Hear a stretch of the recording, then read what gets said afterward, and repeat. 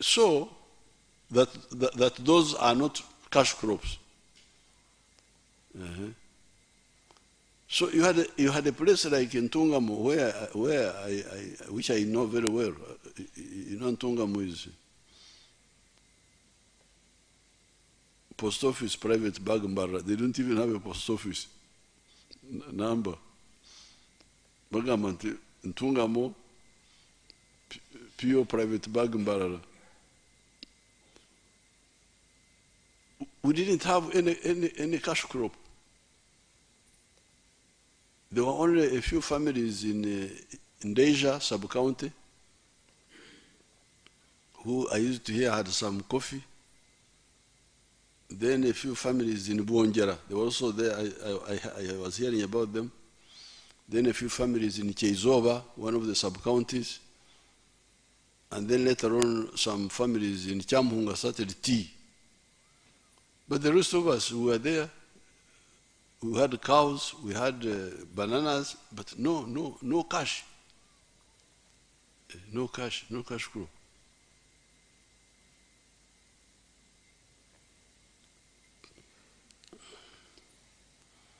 I rejected this logic. The basic human needs here, this is basic.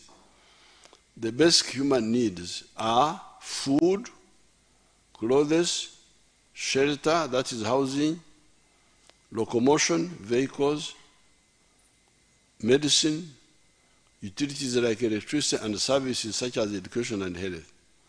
If you produce a product or a service for any of these purposes, it is potentially a cash product. All these are money. They are food, but also money. Therefore, on the agricultural side, we now have bananas, maize, cassava, Irish potatoes, milk, beef, sorghum, sugarcane, millet, beans, peas, groundnuts, palm oil, simsim, cocoa, fish, pigs, poultry, fruits, rice, cashew nuts, etc., as cash crops or cash products on top of the original colonial cash crops. That's our situation. Bali bagamba nti omukaaga ffe tugamba nti 40 kumpi. Byonna bikola sente. Bino byonna byemenya wano.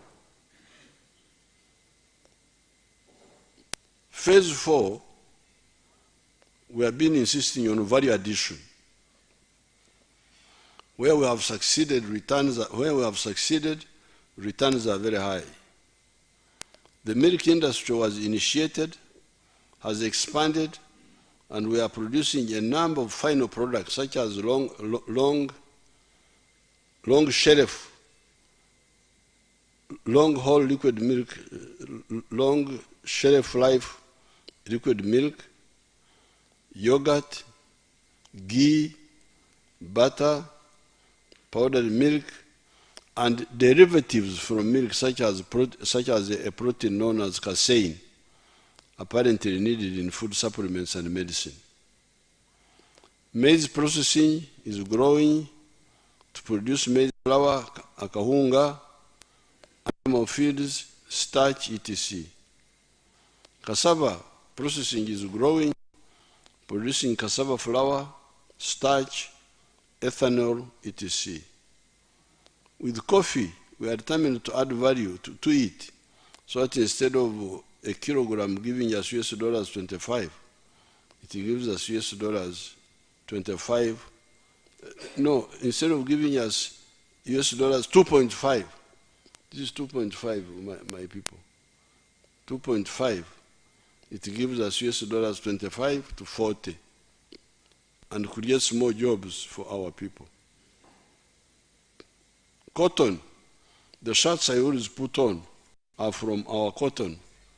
The shirt I'm putting on right now. is from our cotton with polyester added from outside. You Ugandans, please help us to get rid of imported clothes, including dead people's clothes. Engoye z'abafu zemuleeta wano zemuyita second hand. Engoye z'abafu Banyankole baziyita mtwijuro. We squander US dollars 418 million per year on imported cloth. Phase 5 has been the introduction of the knowledge economy. This is the economy that is not just based on more processing of the mere processing of the raw materials. It involves the greater use of science and skills. This is where the automobiles industry is, the vaccines, the vaccine making, the assembling and manufacturing of computers and computer parts. That's where they come in. Our economy was US dollars 3.9 billion in 1986. It is now US dollars 55 billion. It has been growing at the rate of 6.3% per year for the last 38 years. We are now a lower middle income country with the GDP per capita of US dollars 1,154.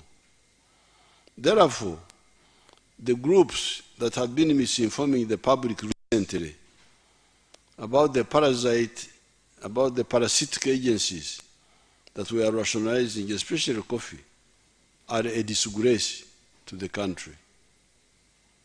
I even feel embarrassed to participate in the controversy. Mpura n'okuswala eggwanga lyonna okubeerawo boogala ku bitaliimu mwanyi.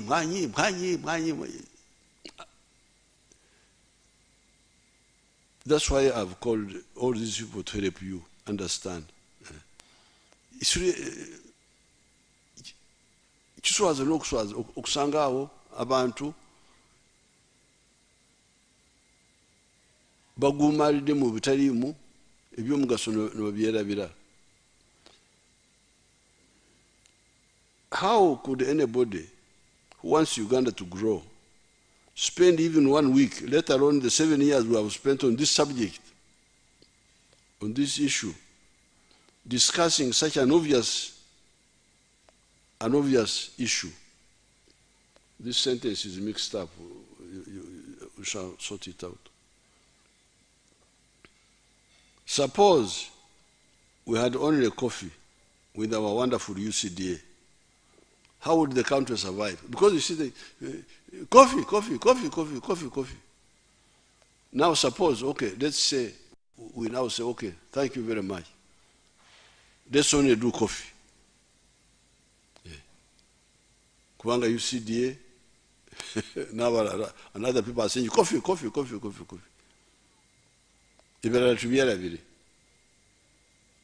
We only do coffee. Now, suppose we did that. How could the country survive? With a population of 46 million, each person needs 2,000 calories per day. Kubanga abasayansi basobola okubala petrol y'omubiri gye gwetaaga peteroli in the form of calories, baziyita calories mu luzungu, eziva mu mmere, coming from food. And they are saying that another person needs 2,000 calories per day. With 46 million people, we would need 550,000 metric tons of wheat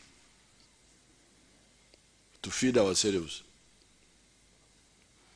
This would cost, okulya kwokka emigati engano would cost US dollars 380 million per year imported from outside. This is just eating. How about clothing? How about cement and other building materials for shelter? Moreover, Uganda is not like Japan or South Korea or those countries where the main and sometimes the only resource is a skilled population that they use to manufacture cars, etc. Uganda has both the human resource and the natural resource.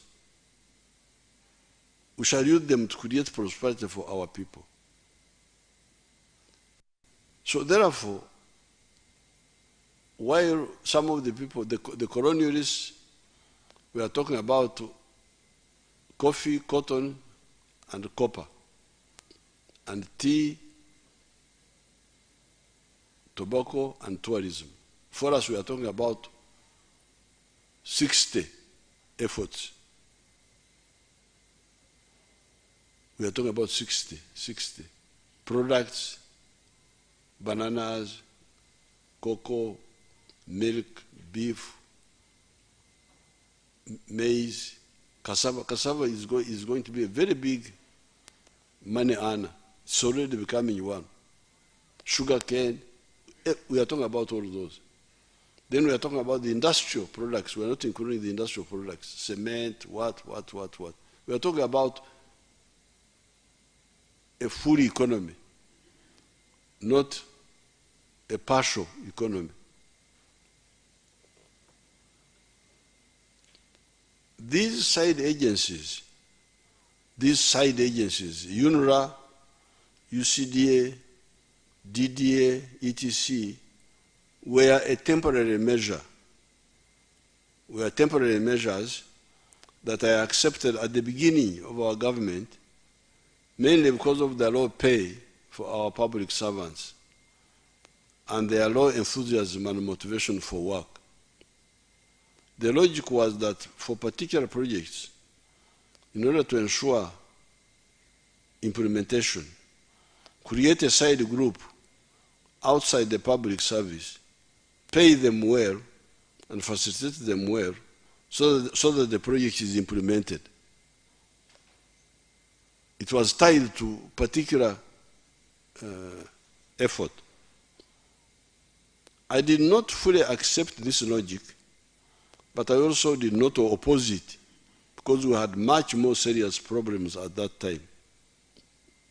We, the FRONASA, NRA, NRM, always work for patriotism, not for money. And indeed, other Ugandans do the same. The research scientists at Kawanda, Chituza, Serere, etc., and the leaders have been working for low salaries for most of this time. Baliwano, I've called some of the research people. I think one of them can speak. Do you speak? Who speaks English? Okay. Put on your microphone and speak. What you do. Your Excellency, at NARO, an agency under the Ministry of Agriculture and Fisheries, we conduct agricultural research on crops, on fisheries, on livestock, and forestry. Your Excellency, over the years at NARO... When did you start working? Your Excellency, I started working in 1988. At that time, the research wing was under the ministry. And then in 1992, when NARO was established, I was moved from the ministry to NARO. And I've been able to get up in the ranks, and today I'm the Director General for NARO. Your Excellency, over the years, NARO has been able to develop over 1,000 different crop varieties. So most of the food we eat in this country, Your Excellency, is developed by the scientists under NARO. Your Excellency, specifically to coffee, in 1991, you will remember very well, Dr. Israel Kibirige Sebunya was able to promote the then 8 colonial coffee varieties, what we called colonial coffee. And these were promoted. And then in 1997, NARO under Kituza started what we call a breeding program for the second generation coffee varieties. Your Excellency, I'm glad to report to you that in a space of 1997 to 1913, NARO has been able to develop a total of 10 coffee Robusta varieties, what we call KR1, KR up to KR10. K stands for Kituza, R stands for Robusta. Your Excellency, we have now also been able now to start a breeding pipeline for also Arabica coffee. I'm glad to report to you, Your Excellency, that previously we have been able to release also 3 Arabica coffee varieties. We now have a pipeline for Robusta coffee and a pipeline for Arabica coffee. And we have near promising varieties, 5 of them for Robusta, and near promising other varieties, 3 for Arabica coffee. Okay, thank you. Now, are you under UCDA? Your Excellency, because some people have been saying no UCDA, no coffee. Now, are you under UCDA? Yes, we are under the ministry, we are not under UCDA. Now, how much money were you earning in 1988? How much salary? Your Excellency, when I joined service, my first salary was 2,824. When I first joined service in the ministry, it was 2,000 shillings, 2,824. When I moved to NARO, my first salary was 150,000. 150,000. Your Excellency, I'm glad to report to you that at the moment the entry salary in NARO is 6.5 million. No, but you continue getting the low salaries until when? When did we start enhancing? Your Excellency, we started to get an enhancement in the year 2004. Okay. 2004. So and Your Excellency, when you visited us during the World Food Day at Rwebitaba in 2016, is when you enhanced our salary in 2016. You again enhanced our salaries in 2018. Yes. You further again enhanced our salaries in 2022. Thank you. We are very grateful, Your Excellency. So you can, you see the real people who help us with all these crops are these ones. They are not under UCDA, and while the UCDA people are being paid high prices, high salaries, you must show now. Hello?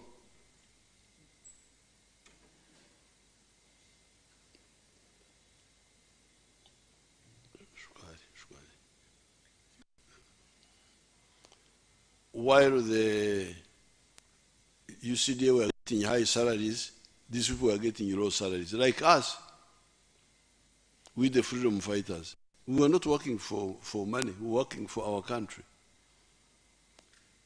So, therefore,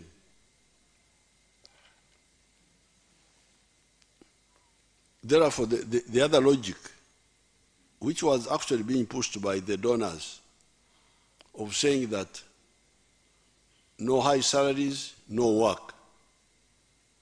We have never accepted it, but we had to keep quiet. You don't have to fight every wrong idea. We had to say, okay, if you think it can help, you start these agencies. And that's how they started. But we, the scientists, as you hear, continued working with low pay. We, the freedom fighters, the political workers, were working, getting low pay. These UCDA were getting high pay. But the main work was being done by the scientists. I will come to that later.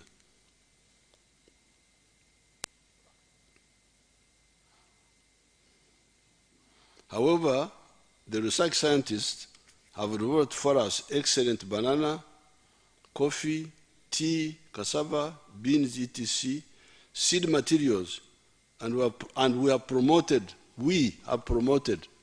their widespread growing in the country in spite of getting low salaries. So the people who have done the work for, not only for coffee, for all the other crops, the scientists getting low pay, not under UCDA, and we, the reformers, you can call us the reformers, who want our people to get out of poverty, who now go and propagate and advise to preach the gospel of get out of poverty, do this, do that, do that. However, since some people were insisting that mercenary motivation is the only motivation, I did not mind trying it out as we moved on with our broad program. Because there were those who were saying, no, these people need, let's put them aside, give them high salaries. Okay, because for us we are continuing with our program anyway. We left them, so you try your group.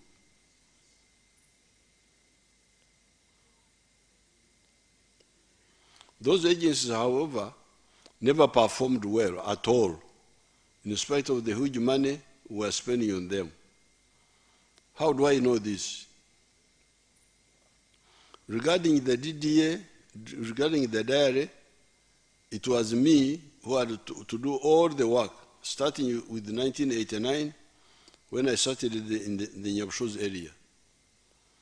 I've written about this in different documents. Regarding UCDA and NADS, I know that they were doing no work or little work, because in 2013, when I launched Operation Wealth Creation at Butarangwa, Nakaseke, a whole of 68% of the homesteads in Uganda were still in subsistence farming.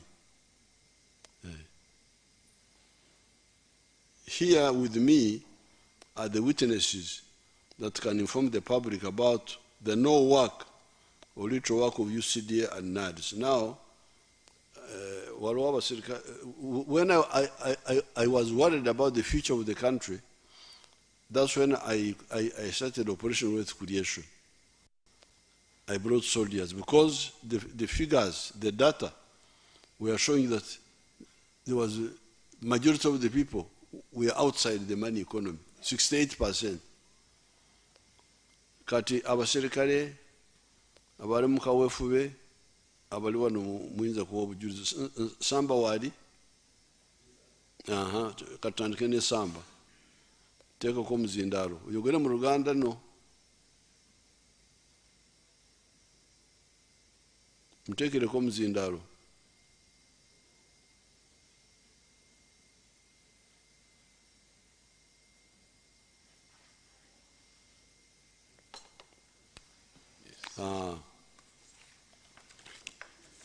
Your Excellency, sir, Amanya Kanosamba, Coordinator, Wealth Creation, Gweta Masaka. Sembero muzindalo. Okusookera ddala nsooka okwebaza Your Excellency okuteekawo purogulaamu ey'okukulaakulanya bannayuganda. Your Excellency,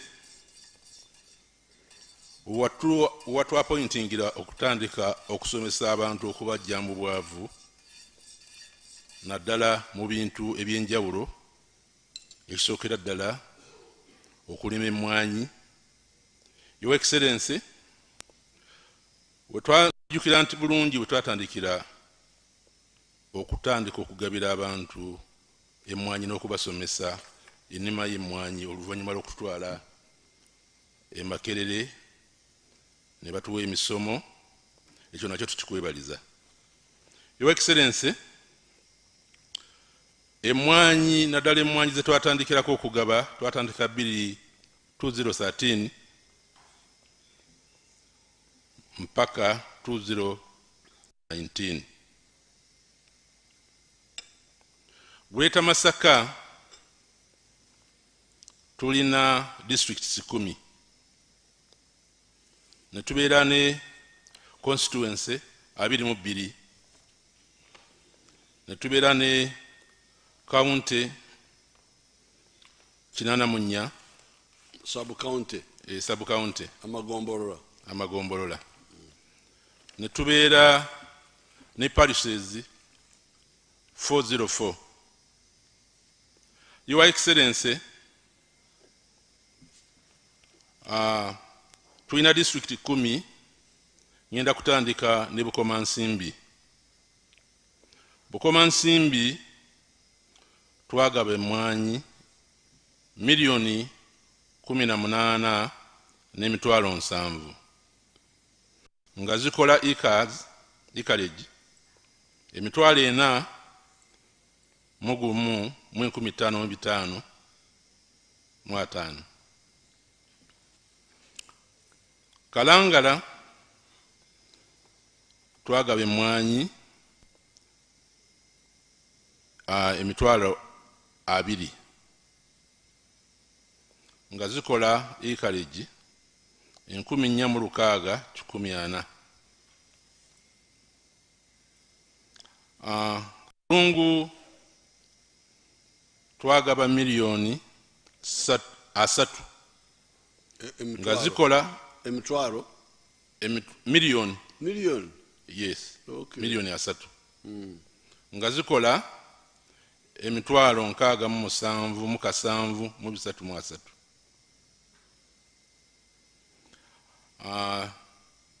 Kyotera twagaba emmwanyi milioni 3,515 nga zikola acres emitwalo 12,222. Lwengo district twagaba milioni 3,243,476 nga zikola acres emitwalo 7,374. Lyantonde twagaba emitwalo 22,319 nga zikola acres 496. Masaka district twagaba millions 2 n'emitwalo 8,489 nga zikola acres emitwalo 4,633. Lakai twagaba emilioni 10 n'emitwalo 89 nga zikola acres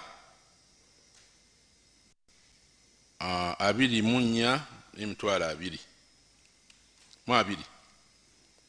Sembabule twagaba millions 2 n'emitwalo 77,418 nga zikola acres 4 emitwalo 4,665.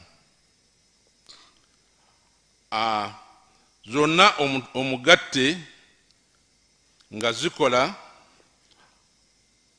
acreage emitwalo 5,09,886. 500,000. Yes sir. 550.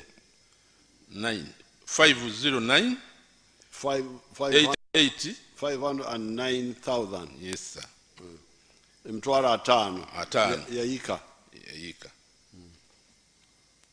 Okay, toto yonna ne ziba milioni 17 zetwagaba munya emitwalo 7 kale samba kati mwali temunatandika UCDA yali ekola ki kubanga nze okubatwalayo nali simatidde bya UCDA. Your Excellency, nzijukira bulungi nti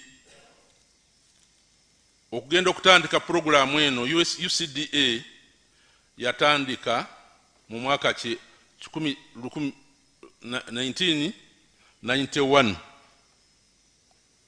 gy'emyaka 3 bwe twatandikira okugaba emmwanyi. N'ebiseera ebyo watandikawo programu ya UCDA ekulakulanya abantu n'okubasomesa n'okulaba nti Uganda eyongera obungi ku mmwanyi ze tulina mu ggwanga. Naye emyaka egya 3 UCDA yalemererwa okusomesa abantu n'okwongera obungi bw'emmwanyi okusinziira bwe twagisiŋŋaana kubanga twagenda okutandika okugaba emmwanyi. Nzijukira bulungi Uganda yali etunda emmwanyi miliyoni 3. Ekifaananyi kikulaga nti Uganda kati wetuuse we twatandikira okugaba emmwanyi n'okusomesa abantu. Operation Awareness Creation ekoze omulimu gw'amaanyi. Kale samba kati ani omulala yongerako Abiriga Abiriga onayegera engena kwogera Luganda afande. Abiriga onayegera Lugubara Engena kwogera Luganda afande. Ingonia Mamuke afande mingoni. Yes sir. Afande neyanziza nnyo Ssabalwanyi w'emirembe. Owekitiibwa Ssabalwanyi ngenda kusoma emmwanyi ze twagaba mu Greater Luweero district 3 Nakaseke, Luweero ne Nakasongola. Nakaseke district okuva mu 2013 okutuuka mu 2019 ate emyaka 2 twabuukamu olw'obulwadde bwa COVID waliwo 2021 ate 2022 n'owa chance ne tugobayo ku mmwanyi. Kati Nakaseke district yagaba emmwanyi miliyoni 10 emitwalo 54 mu 2847 neereta ikazi emitwalo 2 mu 13,428 amaka agafuna emmwanyi ezo amaka mitwalo 2 mu 10,275. Tudda ku Luweero. Luweero twagaba emmwanyi endokwa emitwalo 3 miliyoni 3 mu mitwalo 82 mu 6 mu 893. Acreage ne tufuna acreage emitwalo 7 mu 722. Amaka emitwalo 6 mu 7 mu 313. Nakaseke Nakasongola yagaba miliyoni 2 emitwalo 49 mu 10,524 ge acreage 15,500 mu 36 era amaka 15,000 mu 128 wamu amagatte emmwanyi ze twagaba mu Greater Luweero twagaba emmwanyi obukadde 44 mu mitwalo 86 mu 1,264 acreage emitwalo 9 mu 9 mu 686 amaka emitwalo 9 mu 13 mu 716. Owekitiibwa Ssabalwanyi w'abalwanyi. kati zona omugate emwanyi zona omugate ziri Eruwero zezo emitwalo milioni 44 Luwero yo Greater Luwero. okay. Yes sir. Emitwalo 44 milioni 44 mu mitwalo 86 mu 10,263 ye acreage mitwalo 9,9 mu 6,886 amaka afuna emitwalo 9,13 mu 7,16 kale yes sir. award 4 award 4 afande waliwo omulala kyayo ayongerako Rwasi omulwanyi yalwananga nnyo eggulu wavayo ddi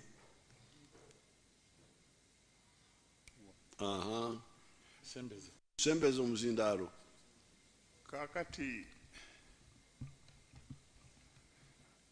Oweekitiibwa President nsanyusa nnyo okulabika nti guno mulundi gwange gwakubiri mu wiiki enda gye tulimu nga nkusinkana kati zonna ze nakuŋŋaanya wamu kubanga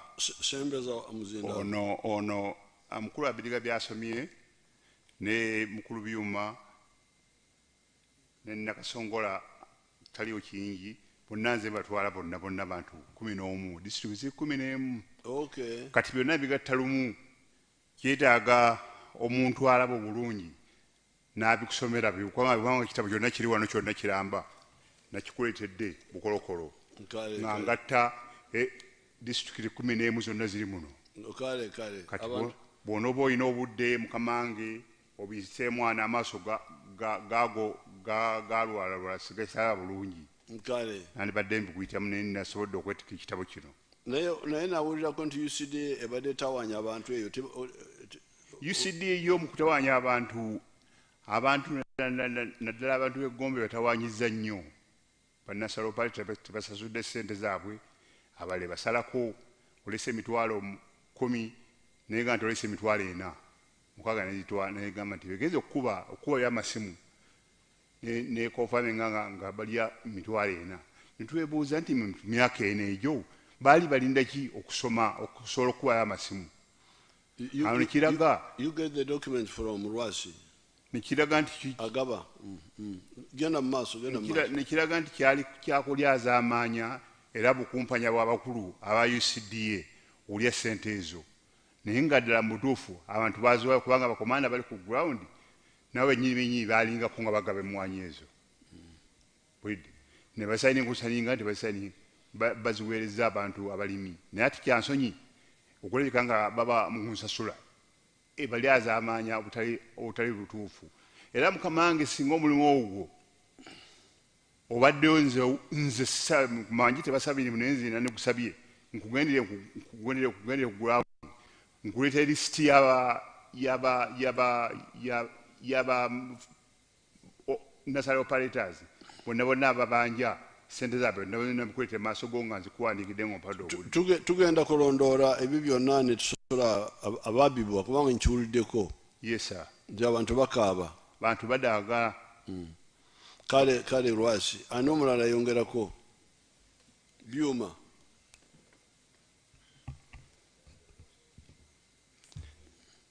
Oweekitiibwa Pulezidenti waffe nze gwange ngenda kukaatiriza nakaseke bamaze dde okunsoma emmwanyi ze nagaba gye tukolera eyo banayinki basanyufu nnyo olw'operation werescreation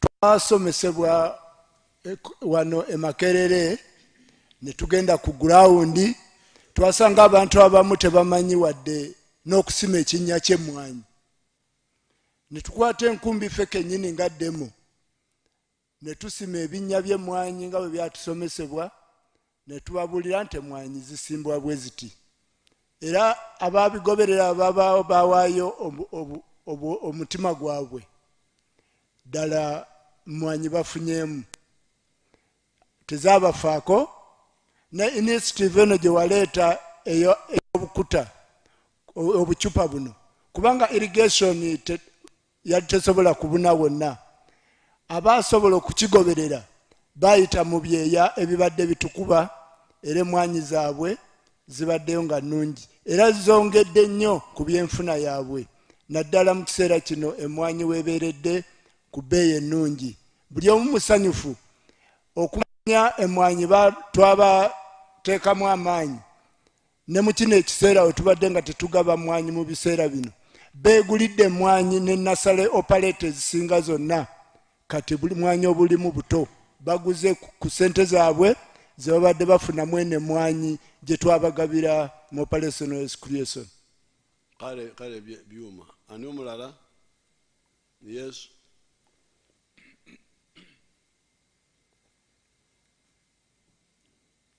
Teekako omuzi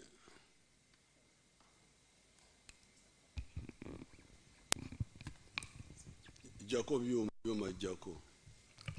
Your Excellency, sir, nze Lieutenant Colonel Beka Matovu Mukasa, coordinator wa OWC Masaka District ne Masaka City.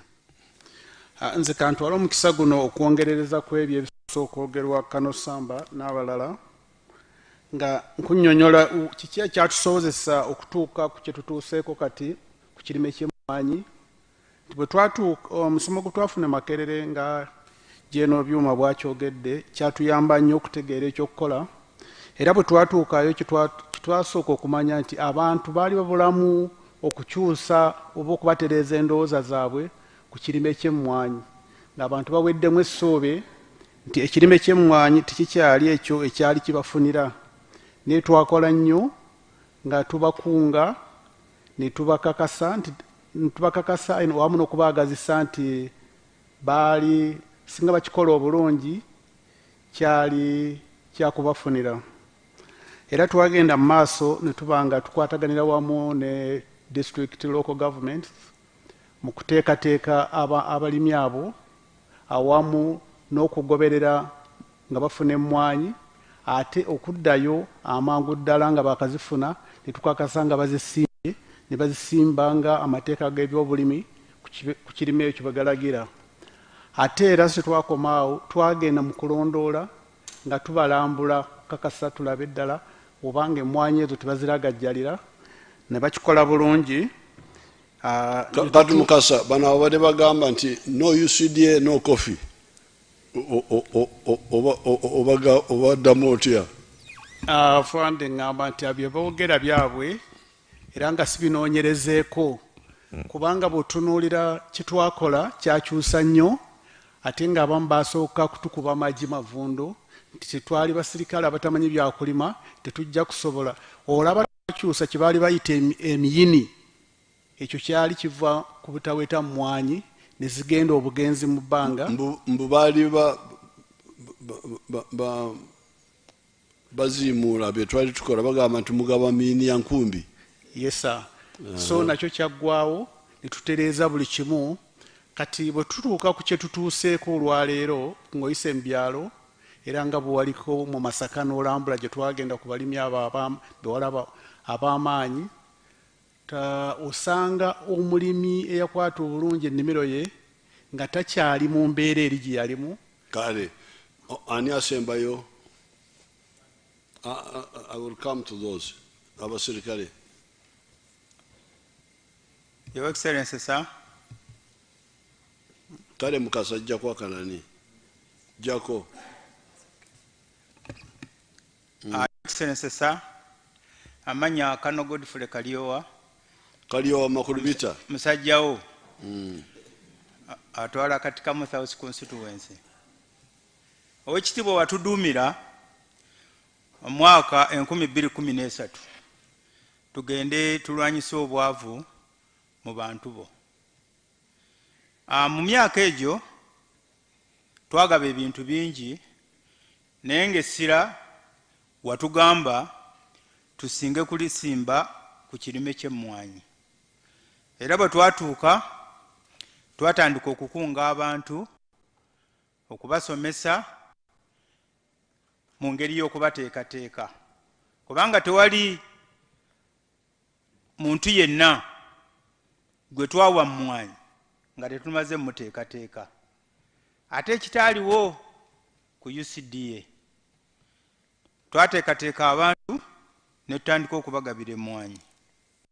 Era nze mu constituency yange eyakatikamu South constituency ngenda kusoma figa yokka okuva mu mwaka 2013 awo twabuukawo okutuuka mu 2019 twabuukawo awo emyaka 2 ate ne tugenda ne tugabayo mu 2022.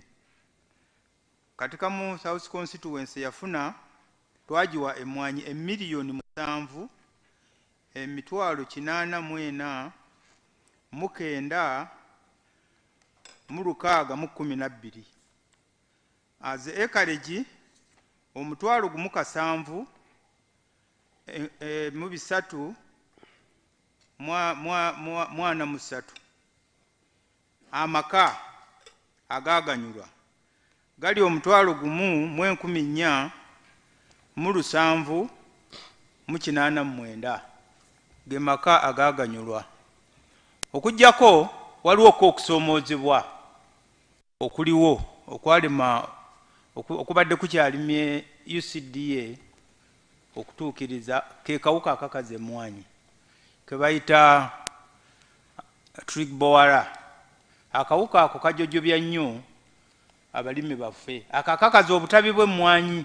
Waliwo akawuka akakajja ne kabiika mu katabi kano akabalako emmwanyi ne kagenda nga kakaza emmwanyi mpola mpola mpaka ekikolo kyonna ne kiggwawo.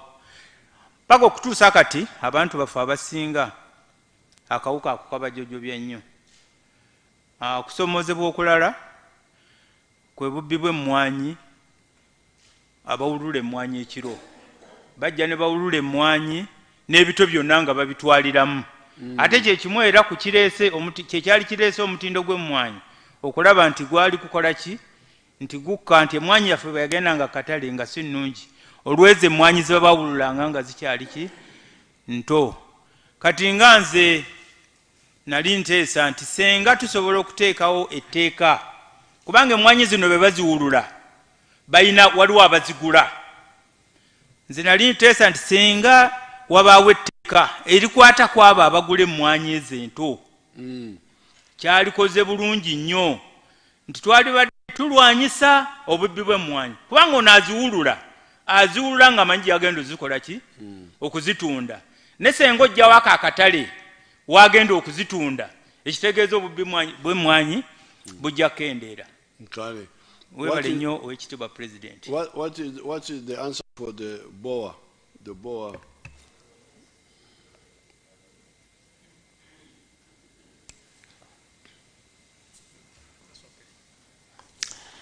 Your Excellency, I would like to thank you very much for accepting to have the scientist in front of you and explaining what we've been doing on coffee. Much as I hope to explain a few things on the seed system, let me first talk about the beetle, BCTB. The beetle reduces the coffee yield by 9.6% per acre. The what? The beetle, BCTB, it's a small beetle that make tunnels, as he explained, in the primaries, and the branches. Okay. The branches will dry, and then you can no longer have coffee beans. So it reduces the coffee yield in an acre by 9.6%, which is around 520 kilograms a year. At the Institute, we developed a trap that uses ethanol that you can put to waraji, this local ethanol. And the efficiency is about 90% in controlling the beetle. So it can be controlled? It can be controlled. Oh, okay. If we can have these traps multiplied and distributed in farmers' gardens, and they help us to engage the communities, because if one farmer controls and others do not use the traps, it's difficult to manage it. Okay. So if the effort is there, we can control the damage. Thank you. Now, the one who is controlling the TV, I want you to put my people of Kisozi, because I'm also a coffee promoter, before I go to other people.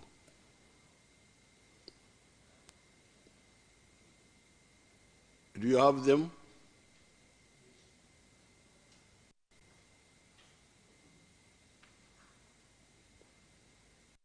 President, nali mu lukiiko lwasooka okukuba ku geeti mu kyalo kyange kubanga lwe lukiiko lwasooka okukuba mu kitundu kino.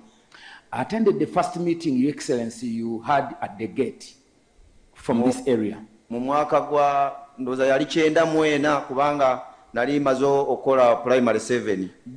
That was around 1994 because you phoned me when I had just done P7. Ekitiibwa President, twakusaba ebintu bina. Ekisooka twakusaba emiti gya muwogo, ne tukusaba akawunga ak'okulya, ne tukusaba okutwalirako abaana ku ssomero, ne tukusaba n'ebitimba ebitta embizi z'omu nsiko. Your Excellency, we asked for 4 things in that first meeting. First of all, we asked you for cassava cuttings. We asked you for maize flour because we had no food, wanted posho.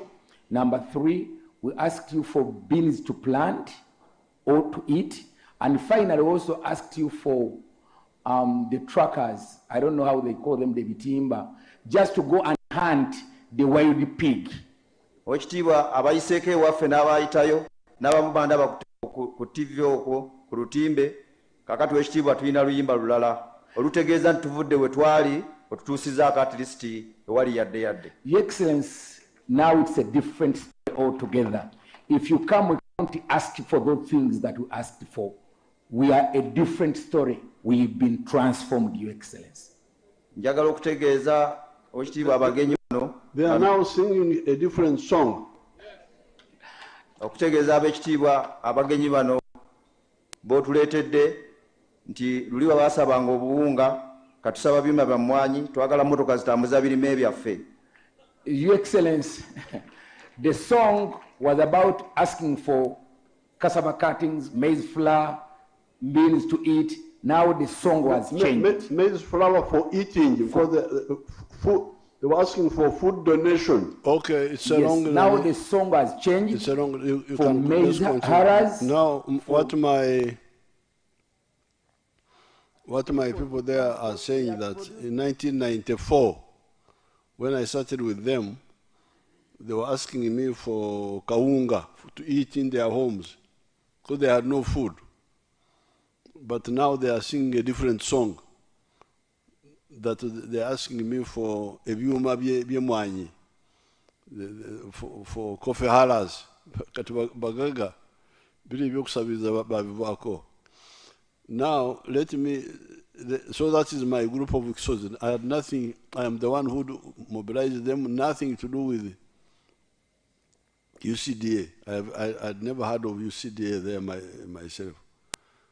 Now, some members of parliament have their experience with UCDA. Katubawulirize abali wano. Bogere mu Rwanda. Yeah, thank you so much, Your Excellency. Erinnya eryange nze Mutumba Abdul, member wa parliament, akiikirira ekitundu kya Kiboga West. Your Excellency, Kiboga omumanyi bulungi, twogera ku magombola ge Lwamata, Kibiga, Nkandwa, ebitundu ebimu Kasejjere gye walwanira, Kapeke, Kayera, Kyekumbya, Kiboga district tuli balimi ba mmwanyi. Nafuna omukisa emyaka egyo egyogerwako 2013, 14, 15 paka 2016 nali mukulembeze ku district ya local government. District local government ye Kiboga. Okay. I was a councillor at that time. Era twakola na Afande Mural gwakwasa obuvunaanyizibwa bw'okugaba seedlings, inputs mu balimi b'e Kiboga.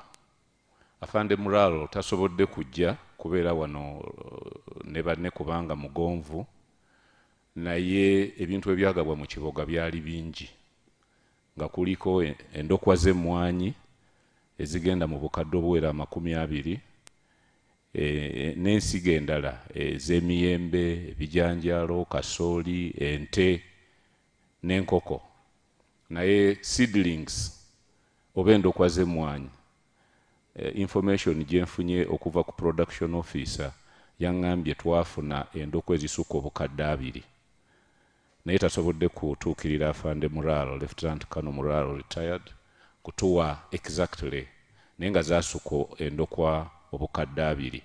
That is okuva mu 2013 up to 2017-18 awo we yakoma okugaba inputs.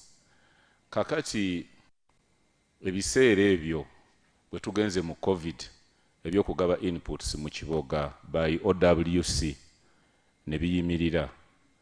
Fe we tujjidde mu kalulu aka 2021 bwe nali mpita mu bantu nga tugenda tubasaba akalulu, nga bantu nga tulaba abavubuka bangi abataafuna ndokwa mu kaseera kali bavudde mu masomero, abalala basenze mu kitundu, twagala endokwa z'emmwanyi, twagala endokwa z'emmwanyi.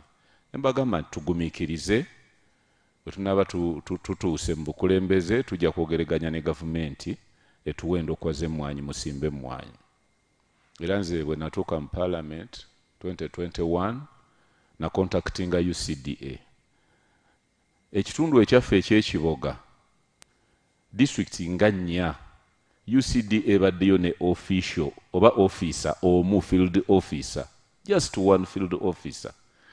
Ate ngono field officer bwajja alina okukola mu Kasanda, Kyankwanzi, Kiboga and I think some parts of Hoima. Kakati nga bwajja okubeera ng'akola omulimu guno gwa regulation, okugenda ku byuma by'emmwanyi ebyo, alaba omutindo n'okugenda mu basuubuzi, era nga capacity tagirina, ng'ate alina kukolagana n'aba extension workers baffe. Kubanga ekiboga tulina ba extension workers abawera about 20, extension officers about 28. Abatuukira ddala kugombolola. Yes. Era be babeera mu balimi. Era nga naye bwajja baakola nabo. Ate era nga ajja once in a while. Kale when I contacted them, ne baŋŋamba mobilize your farmers. Abalimi bakunge obateeketeeke so that tubawe endokwa. I mobilized my farmers nabakunga 2022, abantu nga bangi ne baŋŋamba basime ebinnya, bakube n'ebifaananyi. I worked n'enkola ne extension officers bulungi nnyo ne production department. Ne tugenda mu field, ne tumobilizing aba farmers, abalimi ne tubakuba n'ebifaananyi mu nnimiro zaabwe nga basimye n'ebinnya. Abamu ne bateekamu n'ebijusa manure ne banoonya obusa nga balinda omubaka ngenda baleetera endokwa z'emmwanyi. N'olwaleero not even a single seedling. N'endokwa wadde etya emu. Kati nafuuka mulimba. Kakati nange wenkwata mu kasawo kange ono ne muwaayo 5, oli ne muwaayo 10, naye nga UCDA kye yatusuubiza kyakola ki? Kyalema. Era ne production y'emmwanyi okweyongera mu kiboga yava ku intervention ya gavumenti ng'eyitira mu OWC. Otherwise UCDA tegabangako ndokwa ya mmwanyi kiboga yonna. Yes. Era tukwebaza yo excellence naye abavubuka abo. Kati abavubuka abo tugenda kufuna endokwa obaweereze. Yes, beetaaga endokwa nabo basobola okusimba emmwanyi. Tugenda bakuyita Matovu? Mutumba Abdu. Mutumba Abdu. Yes, sir. Mutumba Abdu ngenda kumufunyira endokwa. Ave mu Bulimba. That's your excellence. Excellence, ndi musanyufu okuba nti ndi wano. Amanya Nsegumire Kibedi, nkiikirira abantu b'Emityana North. Omuli amagombola 3 okuva egombola ly'e Bulera, Kalangaalo, Ekikando. Excellence kyamuseeyo gye mwasinga okuba nga mulwanira. Era ndi musanyufu njagala kwebaza nti historical sites awali ebisigalira by'abalwanyi bwe na raising a point eyo mu Parliament sebo n'okkiriza era bazimbye parts zonna n'enguudo ezigendayo nazo ziri kumpi kuzimbibwa n'ebirala bingi by'otuwadde mu Mityana North. Nze wanagendera mu Mityana North, Your Excellency, nasanga waliyo meja kati mugenzi meja waswa nga ye komanda wa OWC era yalikola omulimu gwali munene nnyo ng'agaba endokwa ez'emmwanyi yagaba nga yagaba endokwa z'emmwanyi n'ez'ebitooke ebitooke nabyo nga bigaba bulungi nnyo era netutambula tugenda ne maaso ekyo unfortunately mukama n'amutwala n'afa naye saagala kugenda nnyo kulandagga bwe nali nvaako mu US ne dokita wa UCDA naneyanjulira nemuyanjulira nemusaba endokwa ez'abantu bange naŋŋamba ŋŋende ŋŋambe abantu bange basime ebinnya ne basima ebinnya ne batusaba n'endangamuntu zaabwe ne kontakisi zaabwe ng'omuntu ayimirira asima ekinnya mu faamu ye n'ayimirirako nemukuba ekifaananyi era omukulu n'agamba agenda kumpendekwa natekamu sente nnyingi okulaba nga abantu baffe basima ebinnya na buli kimu kyonna bacoordinators baffe bakansalers baffe ne okutuuka olwaleero bwe namala okutegeera nti bafunye sente palamenti bawadde sente ez'okugula endokwa ne mpandiika ebbaluwa omwaka ndoza guwedde esente baziweerezaani UCDA parliament ebadde ewa UCDA sente buli mwaka ebadde egiwa era badde ajja ne ministry of agriculture ne minister kubanga UCDA nga UCDA babaweereza mmeka last time bafuna billions ana munya minister amanyi aizo otubuulira naye nga billions 27 zaali zaggula ndokwa okuzigabira abantu baffe n'okubawa okubasomesa okubawa ebigimusa era nga bebavunaanyizibwa okubawa n'amatundubaali wewe wakola ki bebaanika naye olw'ekitiibwa paka kati abantu banabasimisa ebinnya tebayina mwanyi kati baŋŋamba ndi mulimba ne bakansalers kale tulina okutaasa ensegumire bannange owekitiibwa your excellency UCDA mukyale waffe bagimanyi ng'entulugunyi bagimanyi ng'entulugunyi enkola ki harassment it harasses people okutulugunya yes how 2 weeks ago nali nva namutamba nga nzikirira nensanga nga bayiye emmwanyi nnyingi nnyo ku kkubo naye ng'ate abantu bali mu kuzeera bwe ntuuka ebakijulula omanyiwo nensanga omuvubuka ng'akaaba agudde wansi ng'agamba nti UCDA tutte omukyala we n'emmwanyi basutte emmwanyi nnyingi nagoberera nengenda emityana nembuuza omukyala wa UCDA omukyala aliwa emmwanyi zo ziriwa bwe bakwata emmwanyi ensawo 10 excellence bayiwako ensawo 3 emusango ne bagutwala ate esatu ezo bayiye abantu bajja bazikuŋŋaanya ne bazizza mu nsawo bazitwala ne bazitunda babadde bakwata ebyuma eby'emmwanyi naga nti wakubye emmwanyi mbisi ku ssaawa 6 ku ssaawa 8 ekyuma ne bakisumulula nitubuuza ekyuma kibadde kikuba emmwanyi ku ssaawa 6 nga mbisi ate ku 7 kiguddewo ate kiziba zikaze zitya so nolwekyo abantu babikwatira ki tebiri ku mutindo nti bakubye emmwanyi mbisi that's how they do when they want money, Your Excellency. The regulation is intended to weed out bad practices, but what the Honorable is saying, there is abuse of the regulatory interventions. Because what they do... Ideally, the regulation is in order, but if someone abuses it to harass people, to extort or to go beyond, that's where the problem comes in. Your Excellency, you cannot say someone has got a bad coffee.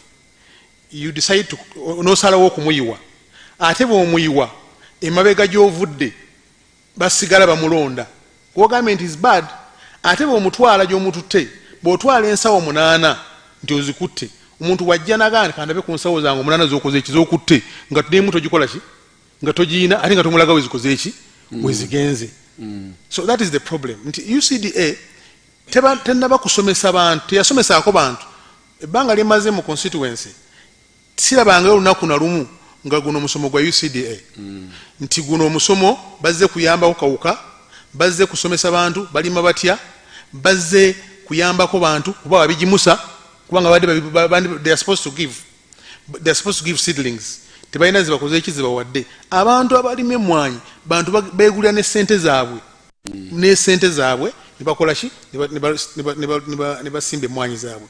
Your Excellency, abantu baffe tebalina buzibu na kugondera mateeka, naye ekizibu harassment gye babadde bafuna ng'omuntu newankubadde ayagala nga Honorable Minister bw'agambye ayagala okuteekesa mu mateeka naye ate yennyini yamenya amateeka. N'olwekyo abantu UCDA omulimu gwebadde ekola Ministry of Agriculture esobola ogukola. Your Excellency, abantu kye balina bannaffe kye badde bagamba nti emmwanyi President Museveni azitwala era alinako 50%.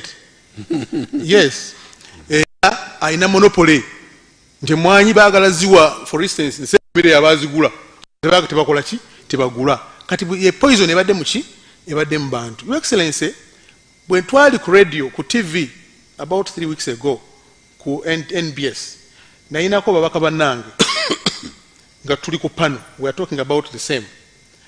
Babaka bannange omu n'agamba nze nafuna emmwanyi emitwalo 600, 600,000 seedlings. Mwana n'agamba nange nafuna emmwanyi almost emitwalo 7. N'engamba how come we are members of parliament, I requested, I never got. Ate gwe wafuna emitwalo 600, where do you get that 600,000 from? Where do you get that 700,000 from? Where do you get that 300,000 from? So nembagamba, is UCDA segregative? Yo UCDA eina ebyana nebitali byana ebyana n'agaana. So Your Excellency, emmwanyi bannayuganda bali ready okulima emmwanyi era bagala emmwanyi kubanga emmwanyi tezisookedde wano. UCDA ebadde mu kito ebaddemu emyaka 3 mu existence, 30 years from 1991 Parliament we enactinga UCDA Act. Okutuuka emyaka olwaleero lwaki emmwanyi zibadde tezeeyongera? Lwaki kakati zeeyongedde mu mwaka guno UCDA mabega badde teriiwo? That is the question we are asking our people. So n'olwekyo UCDA, Your Excellency, like you said, tegula mmwanyi, tetunda mmwanyi, tesuubula mmwanyi. N'okutwala n'ebweru si ezikola ki? Si ezitwala. Your Excellency, bw'wajjawo Coffee Marketing Board ng'omaze okulaba nti waliwo monopoly ate sente zigenda omuntu omu yazifuna n'oleeta UCDA, buwagireeta okusobola okuyambako okupromotinga ekirime kyaki ky'emmwanyi. Your Excellency, Honorable Frank ne Honorable Bright babadde bajja mu Parliament okusaba sente za agriculture naye nga ne UCDA be bagikulembeddemu abakulu bano be bakulembera UCDA okujja mu Parliament. Kitegeeza ki nti UCDA teri independent, eyina ministry mwekola ki mwegwa. So abantu abatulaba abasibo ne banyabo tulowooza nti UCDA okuvaawo oba oliawo it is a blessing in disguise. Abantu extension workers bali abali ku magombola babeere effective bakole buki bulungi. For instance nga maliza Excellency, extension worker waffe owebulira obeekalangaalo obe ekikandwa bw'olaba sente zaafuna ntono nnyo n'entambula gy'atambulamu. Of recent twabakabamala oba pikipiki baali tebalina naye ng'ate wa UCDA emmotoka emu avuga emmotoka milioni 3 mwajja mwatambulira omusaala gwafuna mungi ate guno mutono nnyo. Kati omuntu waffe extension worker aba tasobola kuba na maanyi kukola ate ng'ali ku ground okusinga aliwa okusinga UCDA. UCDA efuna kinene akola kitono, extension worker akola nnyo ate afuna kitono. Singa twenahansinga emisaala gyabwe Excellency abali wansi ku magombolola ne bafuna n'entambula ennungi ne basobola okusupervisinga obulungi ekirime ky'emmwanyi kijja kutambula bulungi nga n'abantu bennyini balina that sense of belonging okusobola okulaba nti noga mmwanyi mbisi eyengedde yokka embisi njikola ki njireka. Tulina okukyusa, we have to cause for mindset change kulaba abantu baffe batunula mu ntambula ki endawula. Otherwise Your Excellency tukwebaza okusobola okuvaayo, otherwise abantu badde bafuuse ekizibu batugamba batunze emmwanyi baludde emmwanyi bagitutte nga tetuna miti kujjawo na muti na gumu ng'ate UCD gwe wagireeta ebadde Ministry of Agriculture, ebadde egiwoleza mu Parliament nefuna ssente ate bo nga bafuuse ekizibu kubanga balina kye baakoze baddira bainsitinga bannaffe abalala kuffe babainsitinga ne babogerako nabo bulungi okusobola okuba nga basiga emirimu gyabwe n'okusobola okulaba nga basurvivinga mu bukyamu. Kale nsegumire honorable lwaki kandi waliwo omugaga oyo w'emmwanyi teka. Era nsanyuse nnyo okulaba nti omulundi gwakubiri mu wiiki eno okusobola okusinkana. Mpozi ekisooka nja kusaba oba oliawo naye engeri gye tuli mu State House protection kubanze sigenda kwogera birungi byerere ku UCDA. Ndi omusajjawo ali mu diaspora nina dduo Sweden ne Uganda.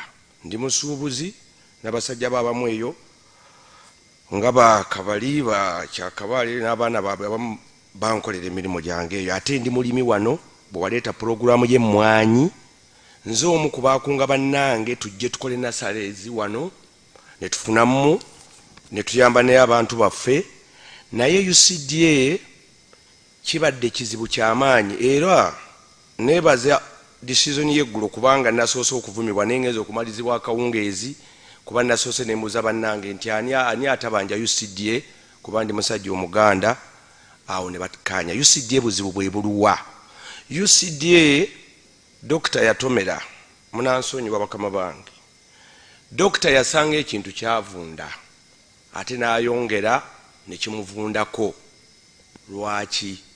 Nga bwe nga nti nandibadde ne protection naye ngeri bwe tuli mu State House ebisinga kambyogere sijja kwogera mannya bw'oliba ompadde obudde nzize nga whistleblower kuba mbadde mu mmwanyi zino nasalize Masaka ninayo, Mityana ninayo, Mpigi ninayo, Wakiso ninayo era officers abo abasinga even General Sale tubadde tusinkana naneebaza n'okukolagana n'omusajja oyo Lwasi volo yava mu magye okulaba nti ayongera okutambuza obulamu bwe kwadde musajja mudde amagulu ago. Kaakati UCDA ebadde ina enkola Honorable Nsegumire anzise ebimu abyogedde naye si nsonga kuba ffe tubadde mu field. UCDA ebadde ekozesa ba officers baayo abamu ba civil servant honorables si nsonga kibiina kyo ba kibiina ki ebadde company enyaga government etya bwe bagamba nti ku mwaka guno tugenda gaba miliyoni oba 2 ez'emmwanyi oba 5 bennyini bano sigamba ngezezaako muganda nge Nsegumire be basooka okumanya nti olwa UCDA egenda gaba miliyoni 10 ne basooka beegabire emmwanyi ezo abamu ne bazikozesanga campaign ne bazigabira abantu nga basaba obululu. Owa Nasale atali connected ne government oba ne UCDA officials tafuna ne zidibirayo nga yazikoze. Ate bano benyini batwalendo kwa ne batamusasula we balimba ina bayitirivu. Era senga UCDA senga muzito so kyabangi mwanyi naye abalimi bakubanja sente empitirivu ne batuuka n'okugenda ku Parliament ne beeyambula naye nga beeyambula olw'obulumi ne bateekamu abantu sente babagobe olemu okumanya kiki ekigenda mu maaso.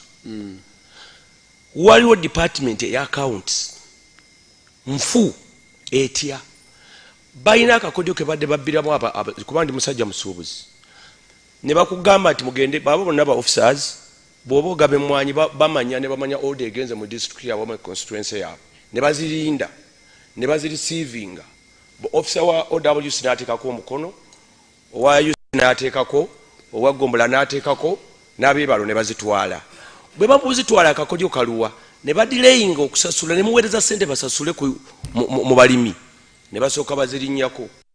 Kakati wayitawo time y'okusasula ne bagamba ba auditor baffe baakubye essimu ekyampisi yes olupapula lulaga nti bonna baakakasa nti wagaba emitwalo 6 naye ate ffe tulabye 3 era zetugenda okukusasula okkiriza sayininga wano. Ensonga y'eggomba kuba eggomba babadde babiddeyo trillions yo kanjogereko afande Lwasi yaliyo ne bakomandazi be kubanga abantu babayise mu UCDA omu ku omu ne bakugamba kkiriza wano swagala genda mu kooti kkiriza wano tugenda mu kifo ky'emitwalo 10 ne basala emitwalo 9 ne bakugamba sayininga wano ebyo gyebiri tibajja bikweka. Even recently bwenzize mugayo munsasula mutya nze waliwo Nasale nagabye emmwanyi nga balina okutuwa emiliyoni nabatugambye tugenda bawa miliyoni 35 zono tebannazimpa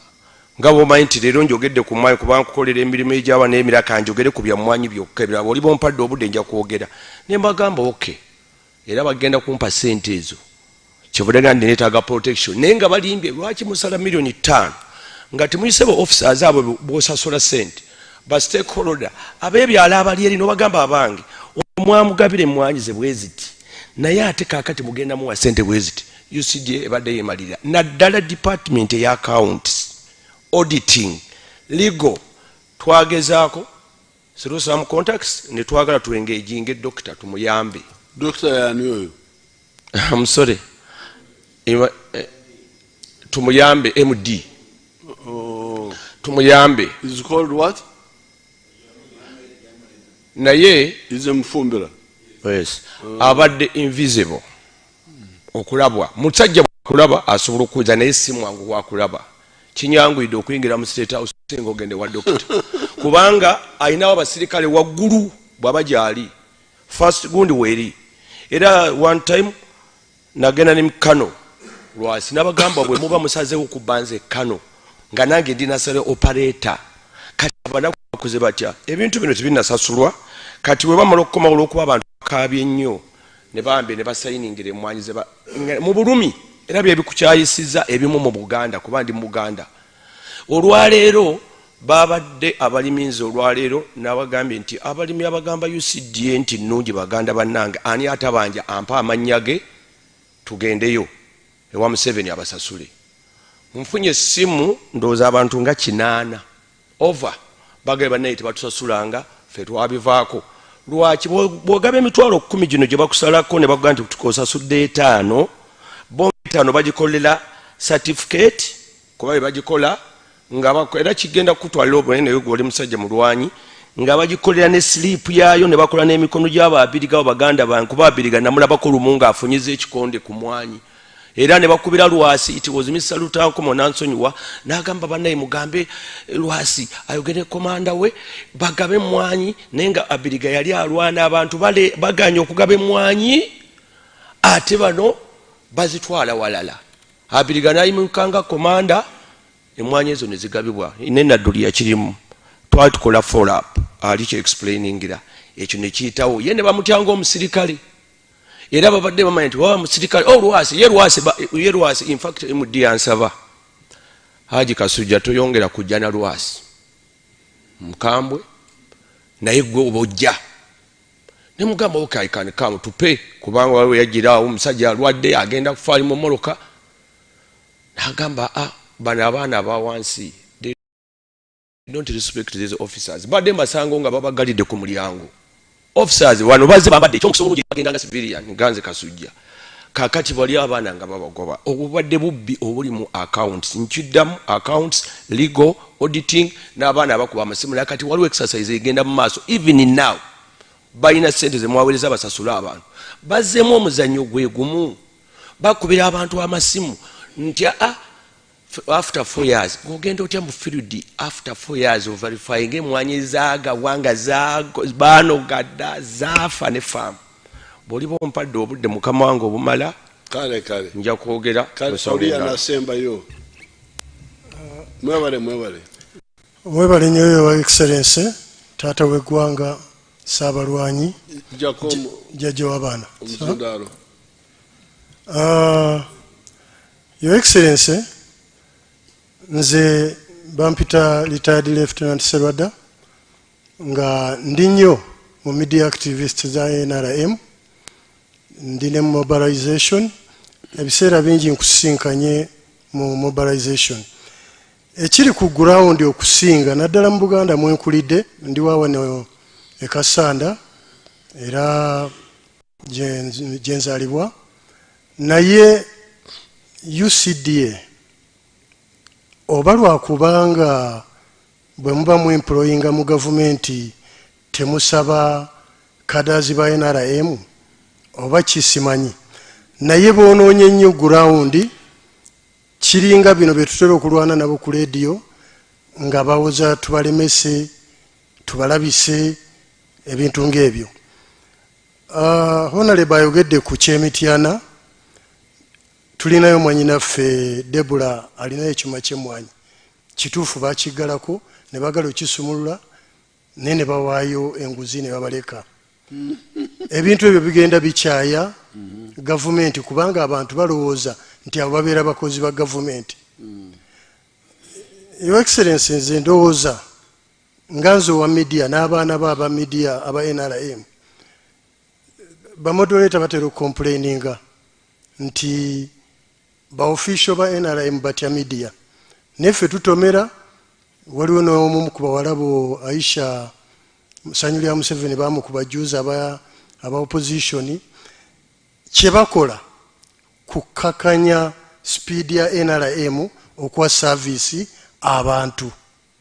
Eggulo nabadde n'owa DP ku media wano ku Birali nga naye byayogera alaga nti Your Excellency oyagala kweddiza mwanyi mbu kyewavudde otwala n'ekyuma entungamu. Ne mugamba naye nga temwogera bwe mutyo, tulina industrial hub Mbale, tulina Nakaseke, tulina n'ekyuma ekikola motoka kati wano Ekira. Kati bwe batwalako embalala oba entungamu ebyo ebifo tebiri mu Uganda. So kati kyentunuulira Your Excellency kubanga akadde kayinza okubeera katono, njagala nkutegeeze nti mu civil service oba mu bitongole ebyo tulinamu abantu betwandiisa aba opposition abakola mu gavumenti naye nga baagala balemese programu zo.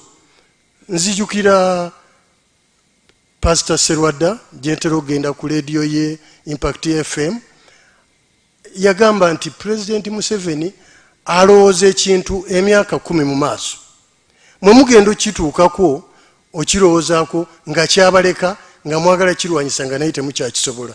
Kyekino ekiri wano nti wasalawo nadizi yali eremeddwa n'oleetawo recreation yaffe ey'abajaasi batuusizza service ku bantu kubanga bamanyi kye twalwanirira.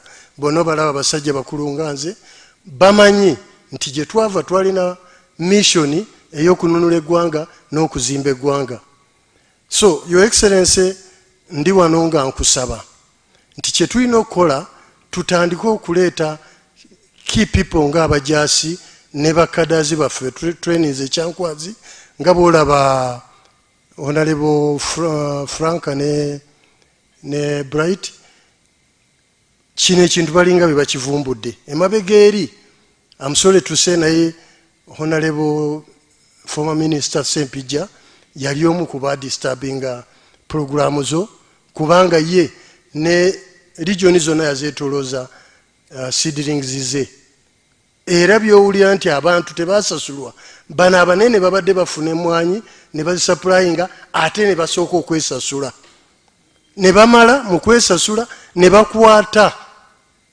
bakwata obusente obutono ne bagamba nga Haji Kasuja ono gwenkola naye ne bamugamba nti gwe ogamba wasupplyinga emmwanyi emitwalo 12 nedda olimba tugende ku ground. Wayiseewo emyaka 3 oba 4 tugende ku ground ne bagira ki ne batuuka ne basanga nga ne bakugamba nti emitwalo 2 kkiriza tukusasula ezo oba nedda gomanyi. Kati Omuganda agamba nti nyama ntono okayanire mu nkwawa. Omunyankole nagira ngu abatimbire damu tebuba kugyesheramu.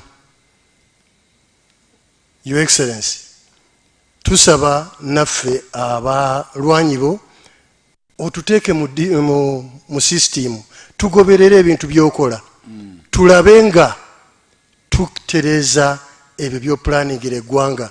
Bano ab'opposition abagamba nti President Museveni ayagala kufuga abaavu, nedda be baagala okufuga abaavu kubanga bwe twali tuzisimba abaagaana ozisimba babawuliriza bano abavubuka olwaleero kiki bakola be bagenda babba emmwanyi z'abantu bwe bazaanise ne mu masitowa.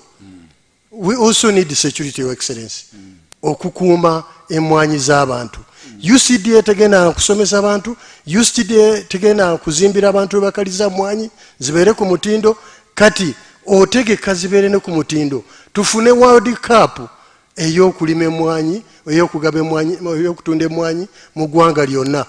So for that matter mbadde nsaba ba media activists bo otuwe ofiisi tutandike okwogerera programu zo nga tufuna information mu ministries zo kubanga olumu tetumanyi ba public relations officer tetutera balaba ku radio gye tuba tupambanira naki n'aba opposition mwebale nnyo webali eddala your excellency.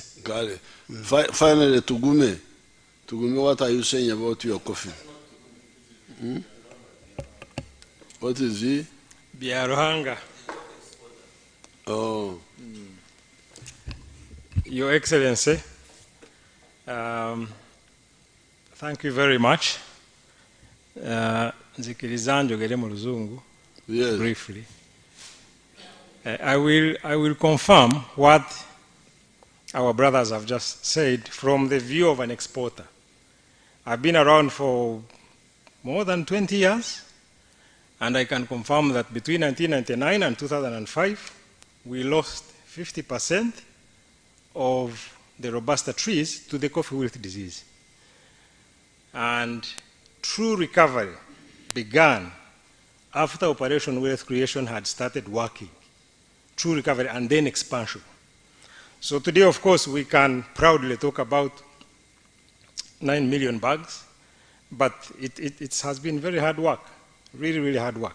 And when coffee wilt disease was destroying our trees, UCDA was there, of course. The next thing that I will talk about is to do with market access. The narrative that has been built is that UCDA gives us access to international markets. That without UCDA, we will lose, I will use the exact words being used, we will use accreditation and certification, that they have. This is not true. This is not true. Access to international markets is given to us by the Ministry of Agriculture, which confirms that our coffee is good for human consumption. That is the phytosanitary services that they give. UCDA does quality control, which is okay because it helps us know what we are doing internally. The quality control function is hardwired in the single window system. So we get the primary data that we need to know that, okay, so this month we have exported this much, it has been exported by this person in licensing. That is what it does, local. After the coffee has crossed the border, the quality certificate is useless. It's useless. What gives us access to markets is the phytosanitary certificate and the general marketing that we do ourselves as private sector, of course with government support. So, Your Excellency, I thank you for this chance. Thank you. I wish to give you the confidence that the private sector is with you on this issue of merging both functions under one roof. Thank you so much. So, the Ugandans, you have had this information.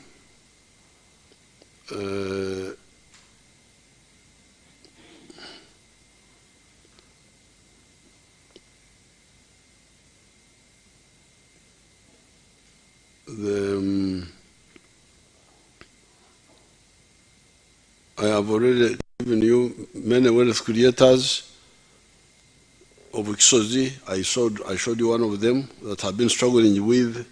I have been struggling with them ever since 1990 without hearing about UCDA.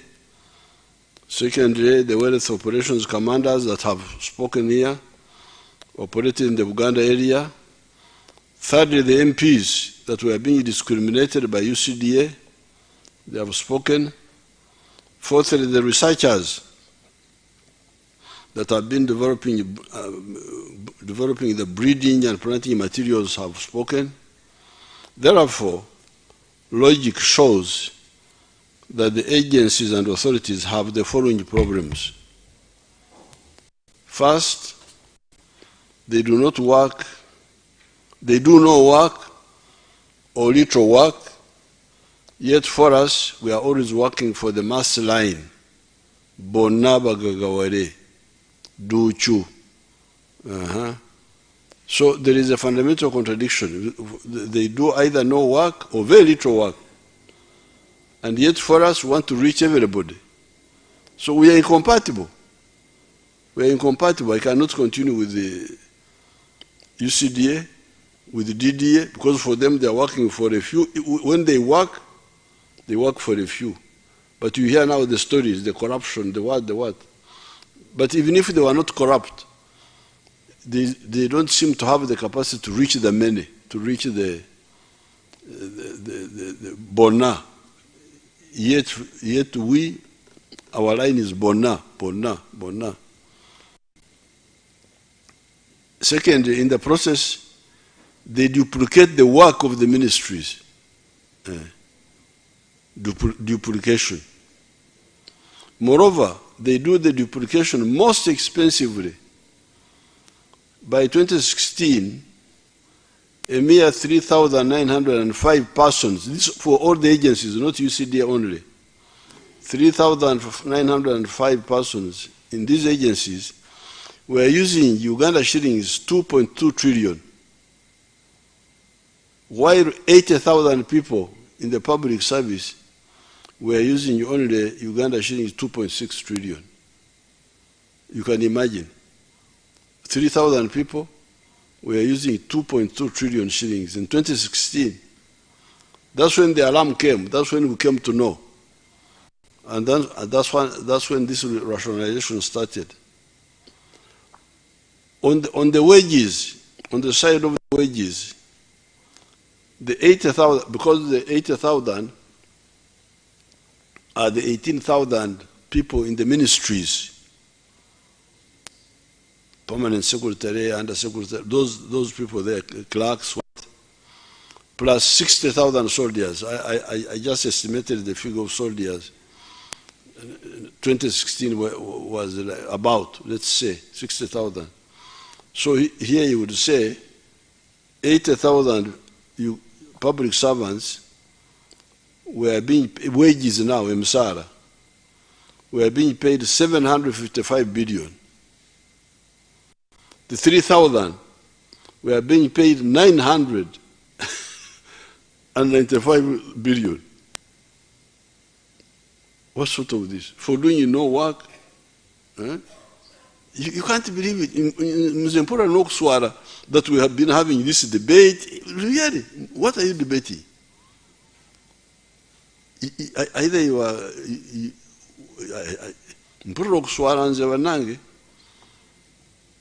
Abantu bange bano bentambula nabo bantu ba kikaki ukono nobudde ensonga ngendo 3,000 people 3,905 emisala bali bafuna obuwumbi 995 omwaka. Abakozi ba gavumenti emitwalo 8 bafuna obukadde obuwumbi 755. 13,000 basingira ddala emitwalo 8 ku musaala gwokka, totaddemu the other expenses. 4, it seemed that they were also getting corrupt, but also they were poorly supervised because they were away from the public service, and the boards that are supposed to supervise them are not constituted with the sound logic. Because the boards which look after, who are they? But never to look board. Because in business, the board members are normally some of the owners of the business. And when the board, the management is different, but because the wealth is mine, fire you. But having board members who are just also looking for what to eat, they can't guarantee. Boards in companies are sometimes from the owners of the business. They therefore have a vested interest in the health of the business. The boards for these groups have not been logically grounded. 5, these agencies cannot have an adequate network to do extension work. You heard what Mutumba was saying, that the one supervisor for the Chiboga, what, was also supervising Hoima. He would come. The MP for Chiboga West told us of a coordinator for that area that had to look after the whole of Chiboga and also parts of Busoga, Bunyoro. He would come occasionally and he would work through the extension workers of the ministry. Number 6, in any case, apparently they do not do phytosanitary certification. Now this one is also new information. The one given by Biarhanga, that apparently what they were calling phytosanitary, to show that the product is safe, it is done by the ministry apparently. And that by law they are not even allowed to do it. It is the ministry that does it. It is done by a unit in the Ministry of Agriculture. That unit satisfies all agricultural products, not just coffee. Number 7, apparently UCDA has only been grading screens, 18, what, that apparently that's all they have been doing. Saying that this is bigger, this one is smaller, grading the size. But they say that that certification is not recognized internationally, that it is only for internal use. The international certification is by the ministry. Number 8, the government extension workers, now that they are better paid, and we are going to apply on them the UPDF like standing orders, they will wake up. There are government extension workers at every sub-county. UCD had only 55 in the whole country. How could they manage? Duplication that is ineffective and grossly expensive. This is really the situation. This was a duplication that was not effective, but also very expensive. It seems, therefore, that the agencies were not necessary from the very beginning. Why? It is because they do not develop the planting and breeding materials. Because bogenda kumirimo ejiri kubirime no kulunda. Number 1, planting and breeding material. They are not the ones who do them. It is the scientists. Propagation, they don't do it. The promotion. Now even the safety, they don't do it. So what were these people for? They do not do the phytosanitary. The ministry is the one which does it. They do not do the promotion. It is the operation wealth creation. Ourselves, the other stakeholders such as MPs, churches, etc., that do most of the promotion. I therefore thank the NRM MPs for putting to an end these parasitic agencies and authorities that were consuming so much money. The money thus saved will help us to do the important roads we have been trying to tarmac unsuccessfully. These are roads like Mianzi, Kasanda, Bukuya, Chiboga, Ruwero, Butarangwa, Ngoma, Briamshenyi, Chijunjubwa, Masindi, Mpiji, Kasanje, Nakauka, Chisubi, Fort Potro, Chijura, Buzuwera, Nsika, Nyakashaka, Nyakabirizi, Kazo, Kabogore, Mparache, Jegwa, Hapuyo, Karuguza, Kashenshoro, Rukungiri, Muhanga, Rwamchuchi, Kisizi, Rubare, Kabingo, Rugaga, Magabi, Rakai, Kanunimanyi, Mitiana, Sekanyonyi, Busunju, Chikagate, Kitwe, and Kitwe, Ruoho, Buteranro, Hamurwa, Kanungu, Jinja Budondo Mbulamuti, Kamuli, Kamuli Bukungu, Iganga Lyantonde Rumbugu, Rakai, Chiunga Kamuli,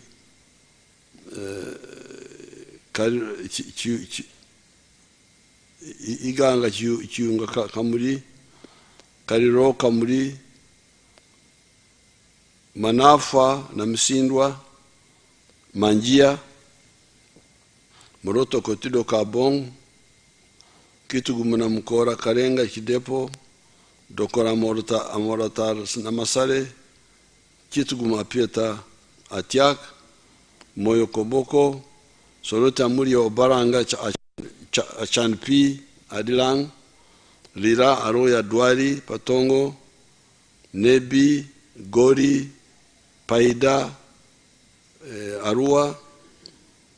Even if we save shillings 1.5 trillion from these agencies per year, it would help us to do this.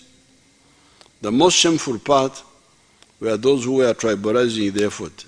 It is criminal to do so. It is good, however, that they have come out and said that Museveni will be stealing part of the coffee if UCDA is abolished. UCDA is now abolished. We shall now see which coffee Museveni will steal. If there will be no coffee stolen by Museveni, as there will be no coffee stolen, the people of Uganda must realize the shallowness of these groups and punish them politically. Although I think we should also punish them even legally. Finally, I must comment on the rotten opportunism of these parasites that is also dangerous. The coffee prices have been quite high, which has been good for Uganda. Apparently, the high prices are high because of the drought that hit Brazil and other coffee-producing countries. Therefore, none of us is responsible for high prices that we are getting now. What I am responsible for, and for which I should be credited for, is that NRM rescued the research scientists and generally the wealth creators by creating peace for them to work, and we also correctly identified coffee as one of the high-value activities that can be undertaken that we put in the manifesto of the NRM of 1996. That was when UCD had just started. We correctly identified that the demand for the coffee is growing from 118 million bags in which year? In 2000. The demand of global demand of coffee was 118 million 2000. Now it is 160 million bags, not kilograms. So that's what we should be credited for. Nti twalengera nti emwanyi erina akatale kanene okusinga ekyokwerabirako vanilla, and we recommended it. We recommended it and promoted it. But the high prices are not our work. It is the international, the global demand of coffee which has been. There is a shortage of coffee now because of the drought in South America.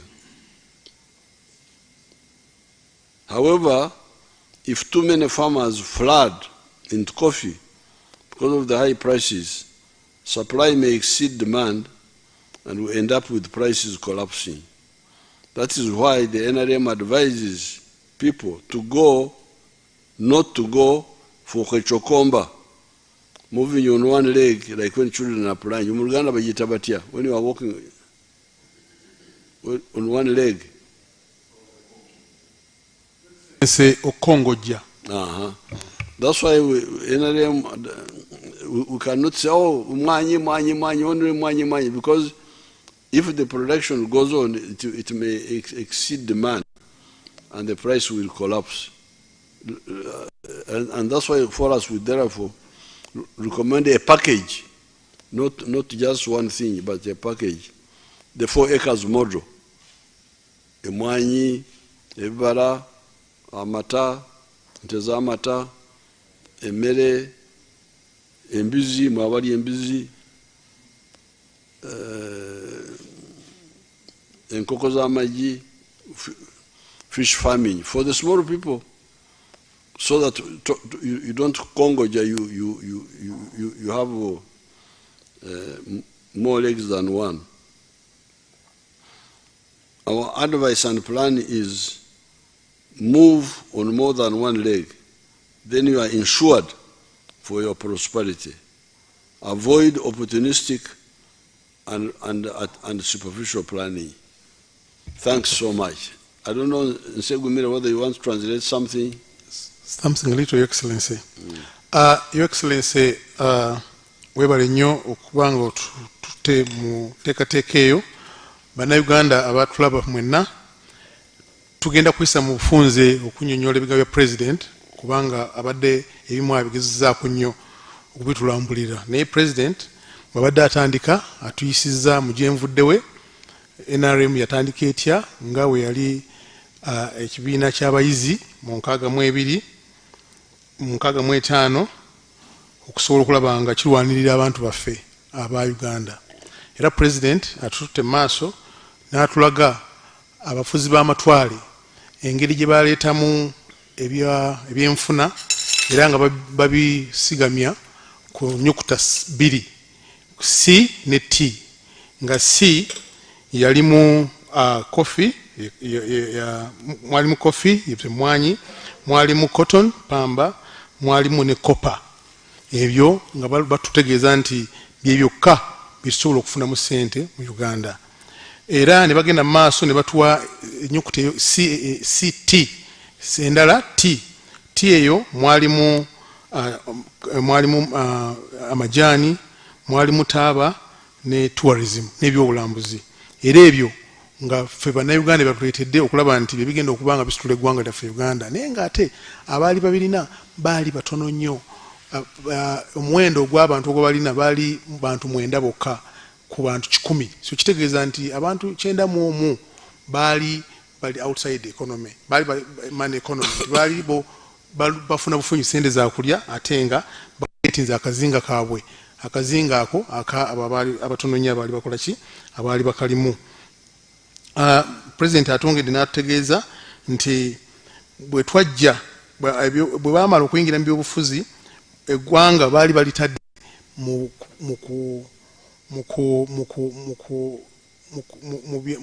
by'amadiini n'ebyamawanga, okusosolasola mu mawanga ekyali ekizibu nnyo eri eggwanga lyaffe Uganda.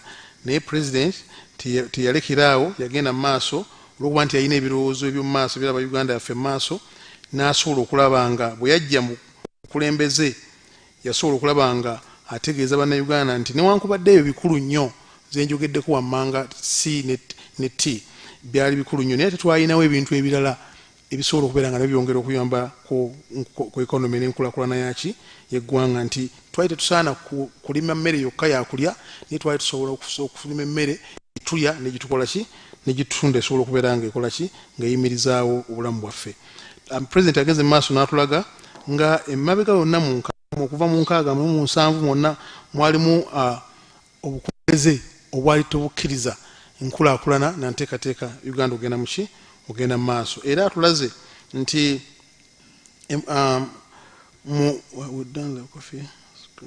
olwaleero twali mu mwanyi twali tulina millions 2 ez'emmwanyi ensawo, naye kaakati tuli mu million ez'ensawo emmwanyi millions 9.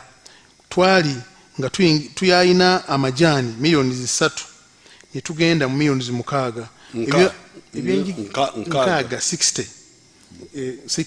yabadde awandise 6 ne 60. President agenze mu maaso n'atulaga nti ebyobulambuzi byalinga bifuna $1 million n'obutundu 3.2 naye kaakati tufuna $1 million 28, ekiraga nti enkulaakulana eyaki ey'amaanyi, kubanga ebintu byonna yabikola ki, yabita okusobola nga buli omu munnayuganda yenyigira mu nteekateeka eyo. Basibo ne bannyawo, President agenze mu maaso n'atulaga bwe tuzze twogera okutambula. President atugambye nti newankubadde ebiri bye twayogeddeko wammanga byaleeta ssente mu nyingiza y'eggwanga naye si bye byokka ebyali bisaanidde okuba nga bikolebwa oba birimibwa okusobola okulaba nga bannayuganda bafuna coffee, cotton n'ebirala byonna weebiri birungi naye twetaaga okwongera okugenda kutunulira mu mata mu matooke mu muwogo n'ebirala byonna kubanga kakati buli kye tulima bwe tuba tukyongeddeko omutindo kireeta kidabolinga ssente okusobola okulaba nga bannayuganda bakola ki bafunamu ate nga n'eggwanga lifunamu. Kakati olwaleero bw'otunulira amata ente bwe bakama muvaamu amata muvaamu yogurt ne bagavaamu amata agalwawo kubanga edda twalinga tumanyi nti bw'otafumba amata ago gajja kuki gajja kufa naye kakati olwaleero omulaalo bw'amala okukama amata agateeka mu machine neebanga esobola okujja mu products ez'enjawulo. President njogera mpola mpola kubanga obudde bugenze. President azeemu n'atulaga nti twalina ebintu bino byonna bisobodde okweyongerako kubanga President aleese ebintu bitaano. Ebintu bitaano ebyo byaleese mu economy mu byenfuna by'eggwanga mulimu bascientist.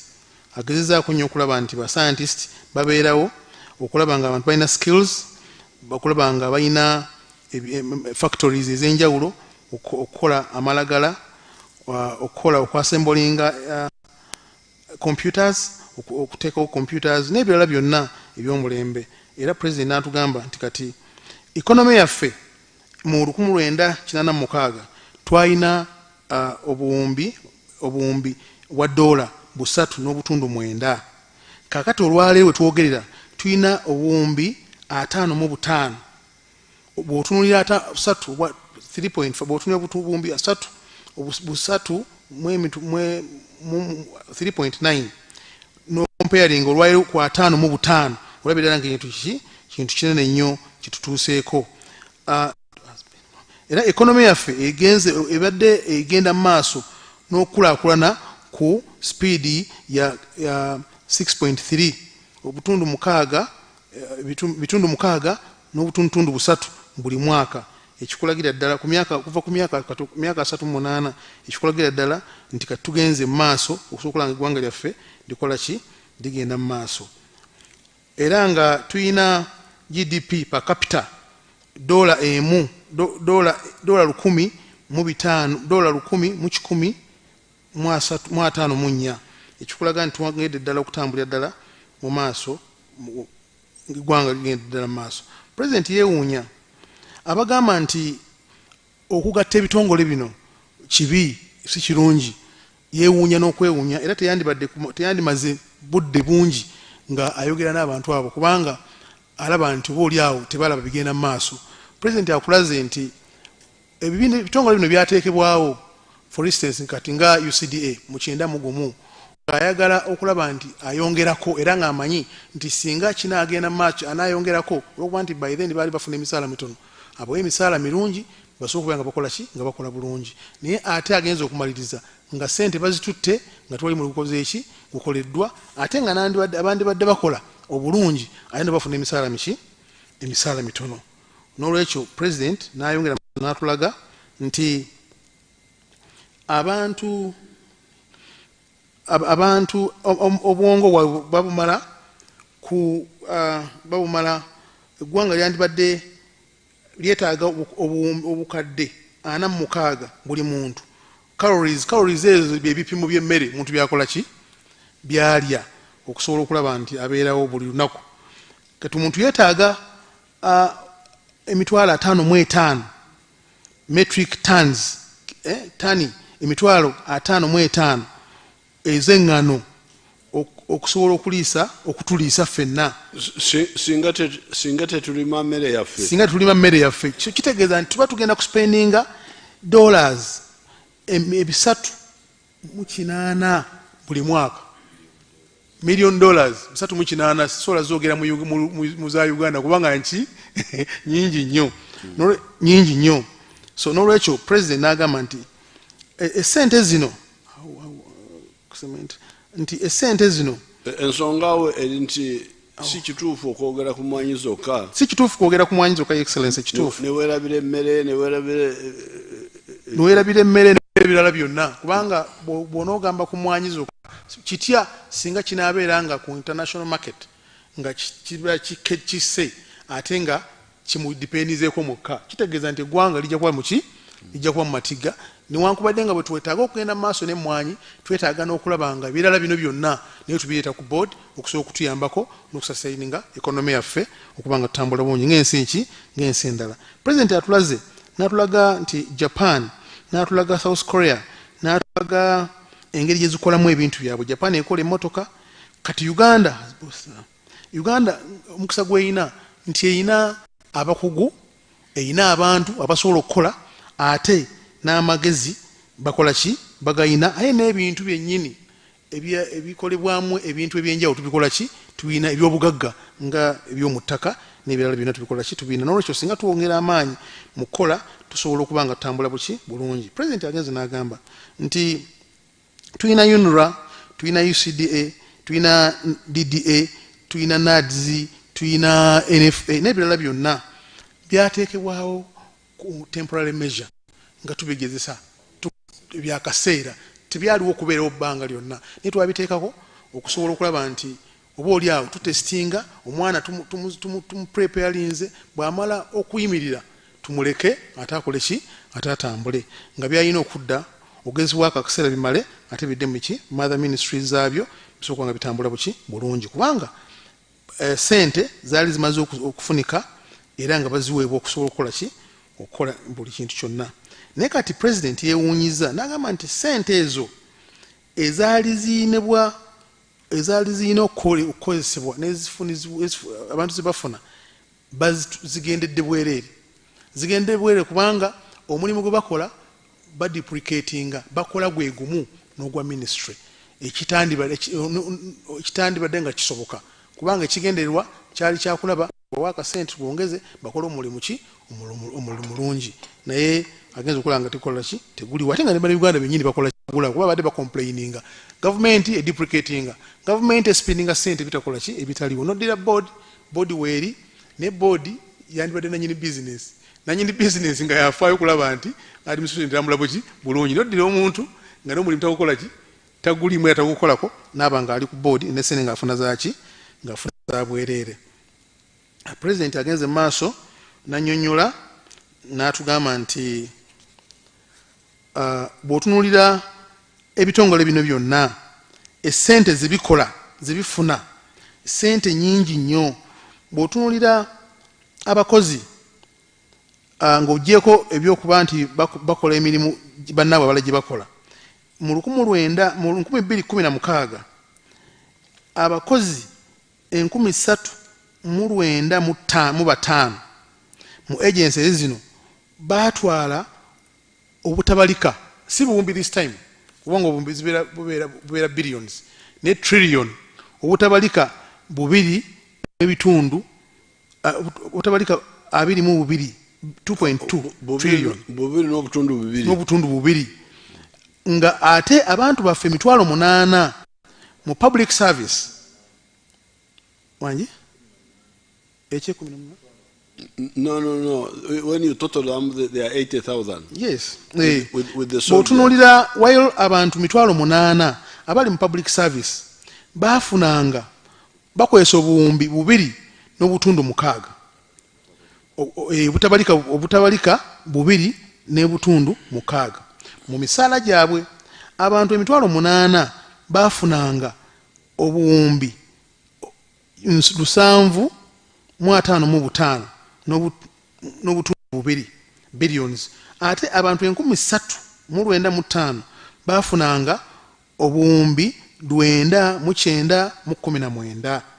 N'olaba nti almost obuwumbi 3 bwonna bugenze ku emitwalo giri 8 bafunye sente entono, ate bali agencies zifunye sente nyingi nnyo. So singa oleka obuwumbi buno 2.6 obuwumbi 2 n'obutundu 6 ku bakozi ba gavumenti, n'obongerako emisaala ku gino, osobola okufuna omulimu omulungi, ate nga bafuddeyo nga ne coverage ogikoze ogifunye nnyo. President agenda maaso n'atugamba nti waliwo n'obuli bw'enguzi naye ate era ng'ovudde ku buli bw'enguzi n'emirimu gye bakola babe tebagitunuulira buki bulungi ekireetera okulaba nti enteekateeka n'entambuza yaabwe tetambula bulungi. President agenze mu maaso neyeewuunya boodi zino ezibeerawo zibateekawo Your Excellency boodi ezo zirondebwa okulaba nga ziri waggulu wa executives eza agencies zifuna sente nyingi naye nga sente zifuna kuki kuno work done tewali mulimu kozeeki gukolebwa zonna zigenda mu maaso nga zikola ki naye ng'ate boodi ezo abandi badde bazibeerako be bandi badde bananyini company bandi badde bananyini business naye oddira omuntu ng'avudde walala najja okubeera ku boodi ya UCDA najja okubeera ku boodi ya NADS oba ya UNRA naye nga omulimu ogwo tagukola ki tagumanyi okusobola okulanga ku supervising so tasobola kukola buki tasobola kukola bulungi.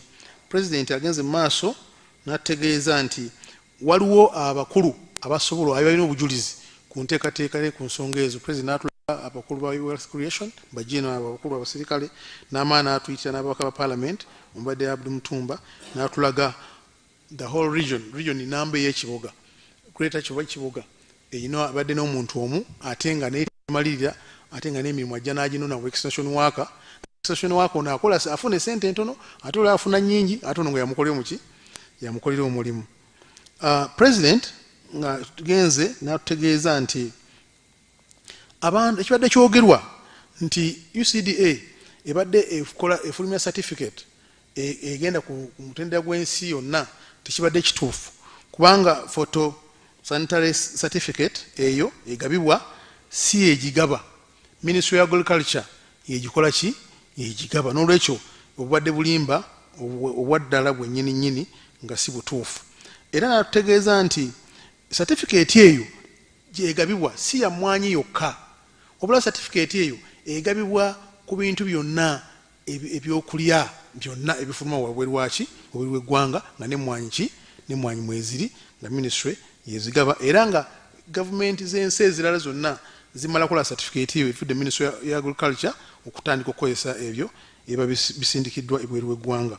President agenze maaso n'ategeeza nti afunye information oba afunye okutegeezebwa ni certificate eno UCD gyebadde egaba ebadde egigaba nga bw'emala okuwa omusuubuzi ali mu Uganda the moment olunaku lwe border onyumanyi lwezifuluma Uganda certificate yekola ki yesizinga okukola ki okubeera olwekyo UCD ebadde terina kyekola ku mutendero w'ensi yonna wabula ebadde egezaako okulaba nti ewaayo nti emmwanyi zabadde nnungi zabadde mbi mwakoze muti ne bagiwa certificate nasobola okufulumya ki emmwanyi kisoboka okuba nga kikola ki nga kikolebwa ministry buli kimu kyonna ku international level.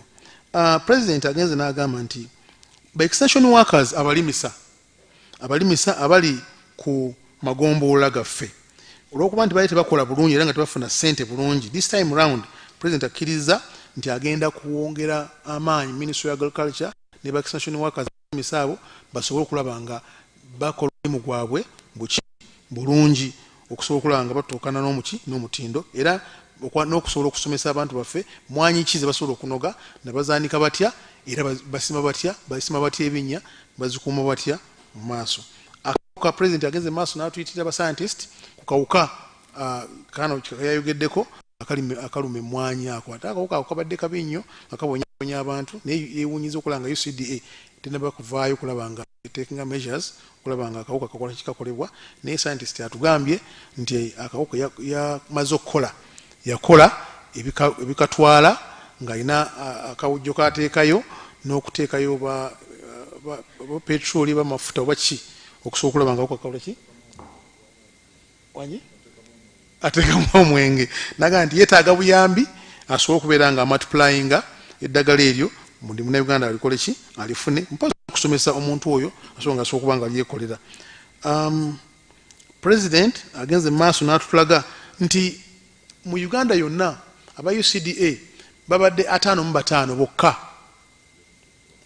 ba field officers bokka 55 nga bebakola mu bitundu ebya Uganda byonna so nga ate ba extension workers buli gombolola kuliko extension workers bameka basatu ba extension workers basebo ne banya batulaba be balimisa abo abali wansi abajja okuyambako waliwo ow'ebirime waliwo wente w'ebisolo ndowooza n'ow'ebyennyanja abantu basatu bali kugombolola abeetaba okuyamba okulaba nga enteekateeka eyo ekolebwa bulungi. President agenze n'amaaso n'ategeeza nti nga maliriza nti operation wealth creation ate n'obujuliwa tubufunye nti bwe basaasaanyiza emmwanyi nga ne bannayuganda bennyini bakimanyi bulungi tekituufu ekikola ki ekiriyo basaanyiza emmwanyi okusobola okulaba nga bannayuganda bonna bafuna era bateekateekebwa bulungi. President atugambye singa sente zino trillion 2.2 zisevingibwa wadde 15 ne bwe ziba 15 zokka buli mwaka 1.5 yes obutundu emu n'obutundu 5 singa zikekkerezebwa nga zivudde mu bitongole bibi byetumaze okuba nga bisibiddwawo zisobola okukola bulungi nnyo infrastructure enguudo president n'azimenya okuba president amenye lwange olw'ekituuma talwogeddeko naye amenye enguudo n'ayogera ku nguudo zaffe mulimu Bukuya, Kiboga, Luweero, Butalangu, Ngoma, Bulya Mushenyi, Kijinjubwe, Masindi Road, Mpigi, Kasanje, Nakawuka, Kisubi Road, Fort Potro, Kijura, Bwizibwera, Nsike, Nyakashuka, Nyakabirizi Road, Kizo, no, it is Kiza, Kabogore, Mpara, Chegwegwa, Apuyo, Karuguzi Road, Kashenshero, Rukunjiri Road, Muhanga, Ramchuchu, Kisizi, Rubare Road, Kabingu, Rupaya, Magabi, Rakai Road, Kanoni, Manyi, Mitiana Sekanyonyi, Busunju Road, Kagate, Kitwe Road, Kitwe Reho, Utara, engudo nyingi nnyo excellency nizo butazimalayo zonna naye engudo nyingi news president zayagala okola nga savings sente ezo okusobola okulanga bannayuganda bafunira wamu bonna okusinga omuntu omu oba abantu abatono nnyo okufuna sente. President Museveni atubuulidde nti tulaba mwanyi zikyaliwo tulaba nti abayogera nti president nti Museveni abbye mwanyi agenda kuzibba tewali mwanyi n'emu egenda kubeera nga ebbiwa president Museveni kubanga kati etteeka nga bwe lyayise abantu bagenda kulaba batya emwanyi tebazikoze eki tebazitutte emwanyi teri muntu omu azigula emwanyi tezina gye ziraze lwakuba nti bano bannabyabufuzi abeenoonyeza ebyabwe abalemedde okukolera abantu ne basala okuteeka politics mu maaso kubanga ekiseera ky'obufuzi kituuse kati baagala kalulu beeripye ku mwanyi bagenda kuswala kubanga emwanyi zigenda kuba weeziri nga tezina gye ziraze so abantu bajja kubanga bannabyabufuzi abantu bammwe abatula bannayuganda mubenga babonereza politically ekyo mukitegeera mu kalulu basobola kubanga boogera tebagaliza nsi yaabwe mwanyi weeziri tezina gye ziraga era kubanga kyekimu ku birime president beyateekamu amaanyi okulaba nga byeyongera mu ggwanga era nga batu bafuna sente. Ekisembayo president agambye nti ayagala kwogera ku bantu bano abavundu abeeyagaliza abalina emitima emibi abanyunyusi ababi ennyo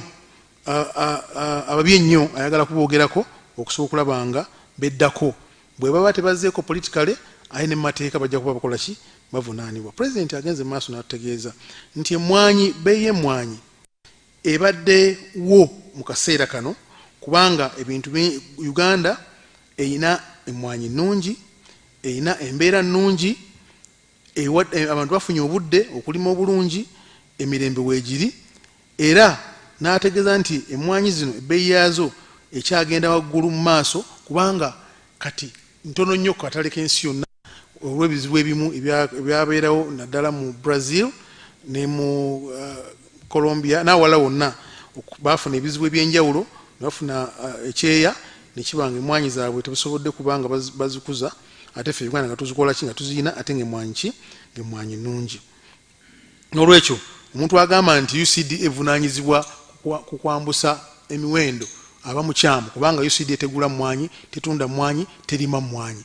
Kati ate zikola etya, evunaanyizibwa etya? Ne katale k'ensi yonna si ekola ki? Si ezitundayo. Tulabye obujulizi okuva omukulu omu ku ba exporter n'atulaga ddala gye batundamu emmwanyi zaabwe era gye beefuniramu akatale ngabo bennyini. President n'atulaga nti emmwanyi nazo zibadde nnungi nga maliriza, kubanga ba scientist yagezezza okulaba nga identify nga bannasayansi okusobola okulaba nga bongedde amagezi amangi mu mmwanyi ne tufunamu emmwanyi ez'embalwa ennungi. Kati olwayo twogera nti twagala cutting, twagala ebirala byonna bingi bye basobodde okuba nga bakolamu, Munnayuganda n'afuna emmwanyi obulungi. President agenze mu maaso ng'amaliriza nti mu 1986 mu manifesto ya NRM yateesa okusobola okulaba nga bateekawo ekibiina ekyo kya UCDA, kubanga waaliwo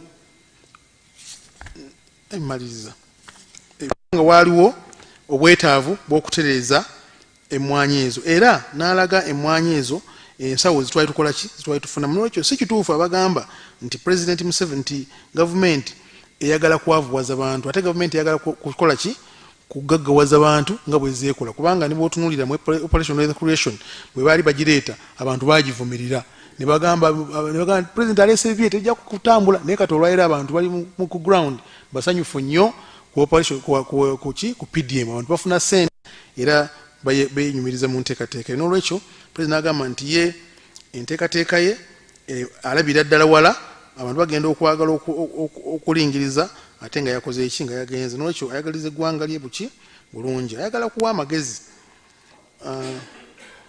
amagezi okusobola okulaba nti tuva mu kukongojja nga tukozesa okugulu okumu tube nga tukozesa amagulu abiri okusobola okutambula obulungi, olwa enkulaakulana maka nga tukozesa 4-acre model ey'okulaba nti tulima emmere gye tulya ne gye tukola ki, ne gye tunda.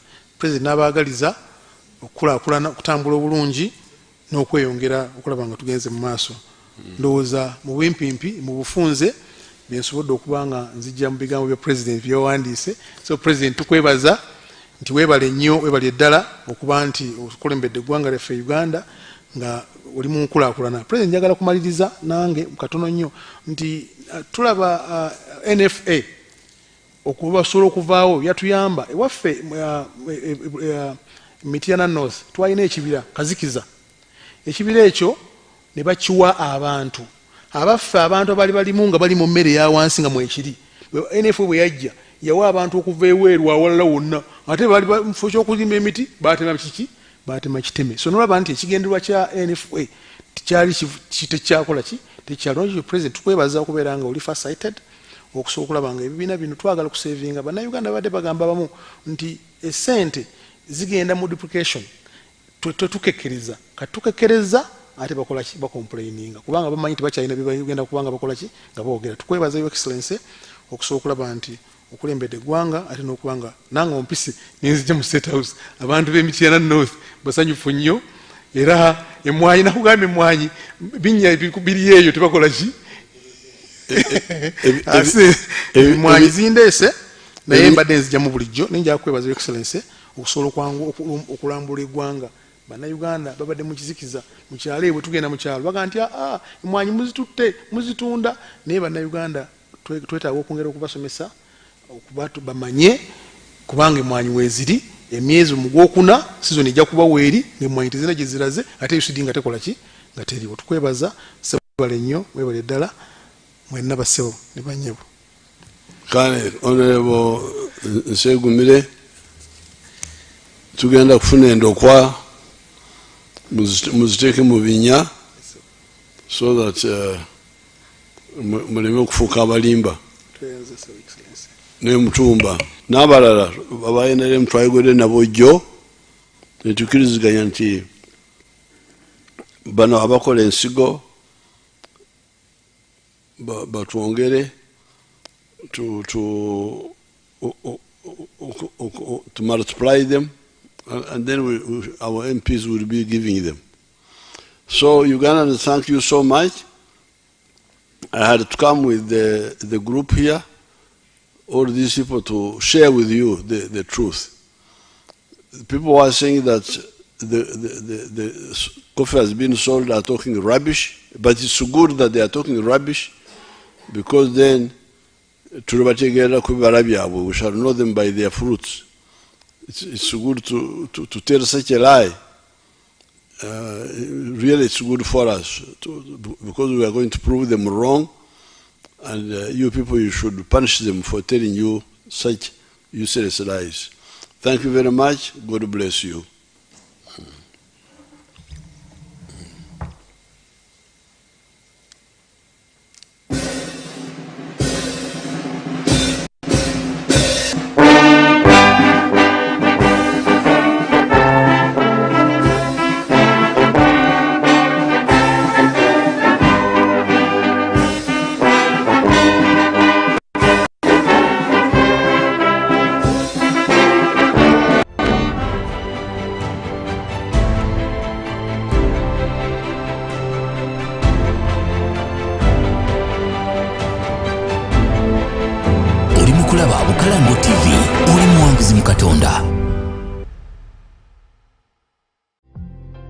St. Kizito High School, Bethany, yatandikibwa mu mwaka 1966.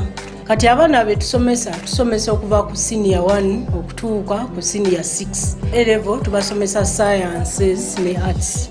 Naye tubasomesa kati ku new curriculum nga bweriwo. Basoma okutunga ebyalaani, bayimba bayimbi bulungi ddala, bayimba ennyimba ez'ekereziya, bayimba ennyimba ezibuulirira.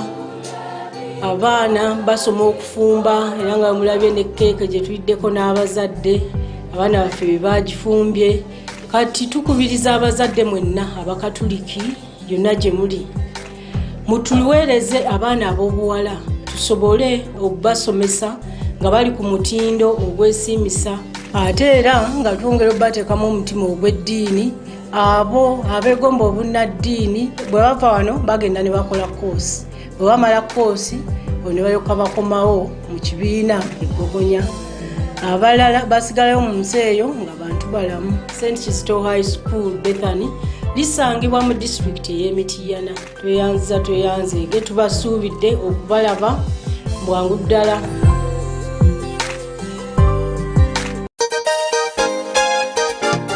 Omuzadde simira omwana wo musingi gw'ebyenjigiriza omunywevu olw'ensi mwanguyire bw'omutwala ku Quality Junior Schools Kayanja Mukono ku luguudo lw'Ejjinja. Quality Junior Schools Kayanja somero ly'abawala n'abalenzi day and boarding. Balina abasomesa abalungi abasomesa omwana wo n'atajula. Ebyemizannyo okuyimba ne katemba bijjumbiddwa nnyo. Kino ne kibayamba okwagala obwongo bwabwe. Ate nga balina emmotoka etambuza abaana. Ebisale by'essomero bisaamusaamu, tebasosola mu ddiini. Quality Junior Schools lisangibwa Mukono District ku luguudo lw'Ejjinja. Okwogerako nabo kuba ku Note 772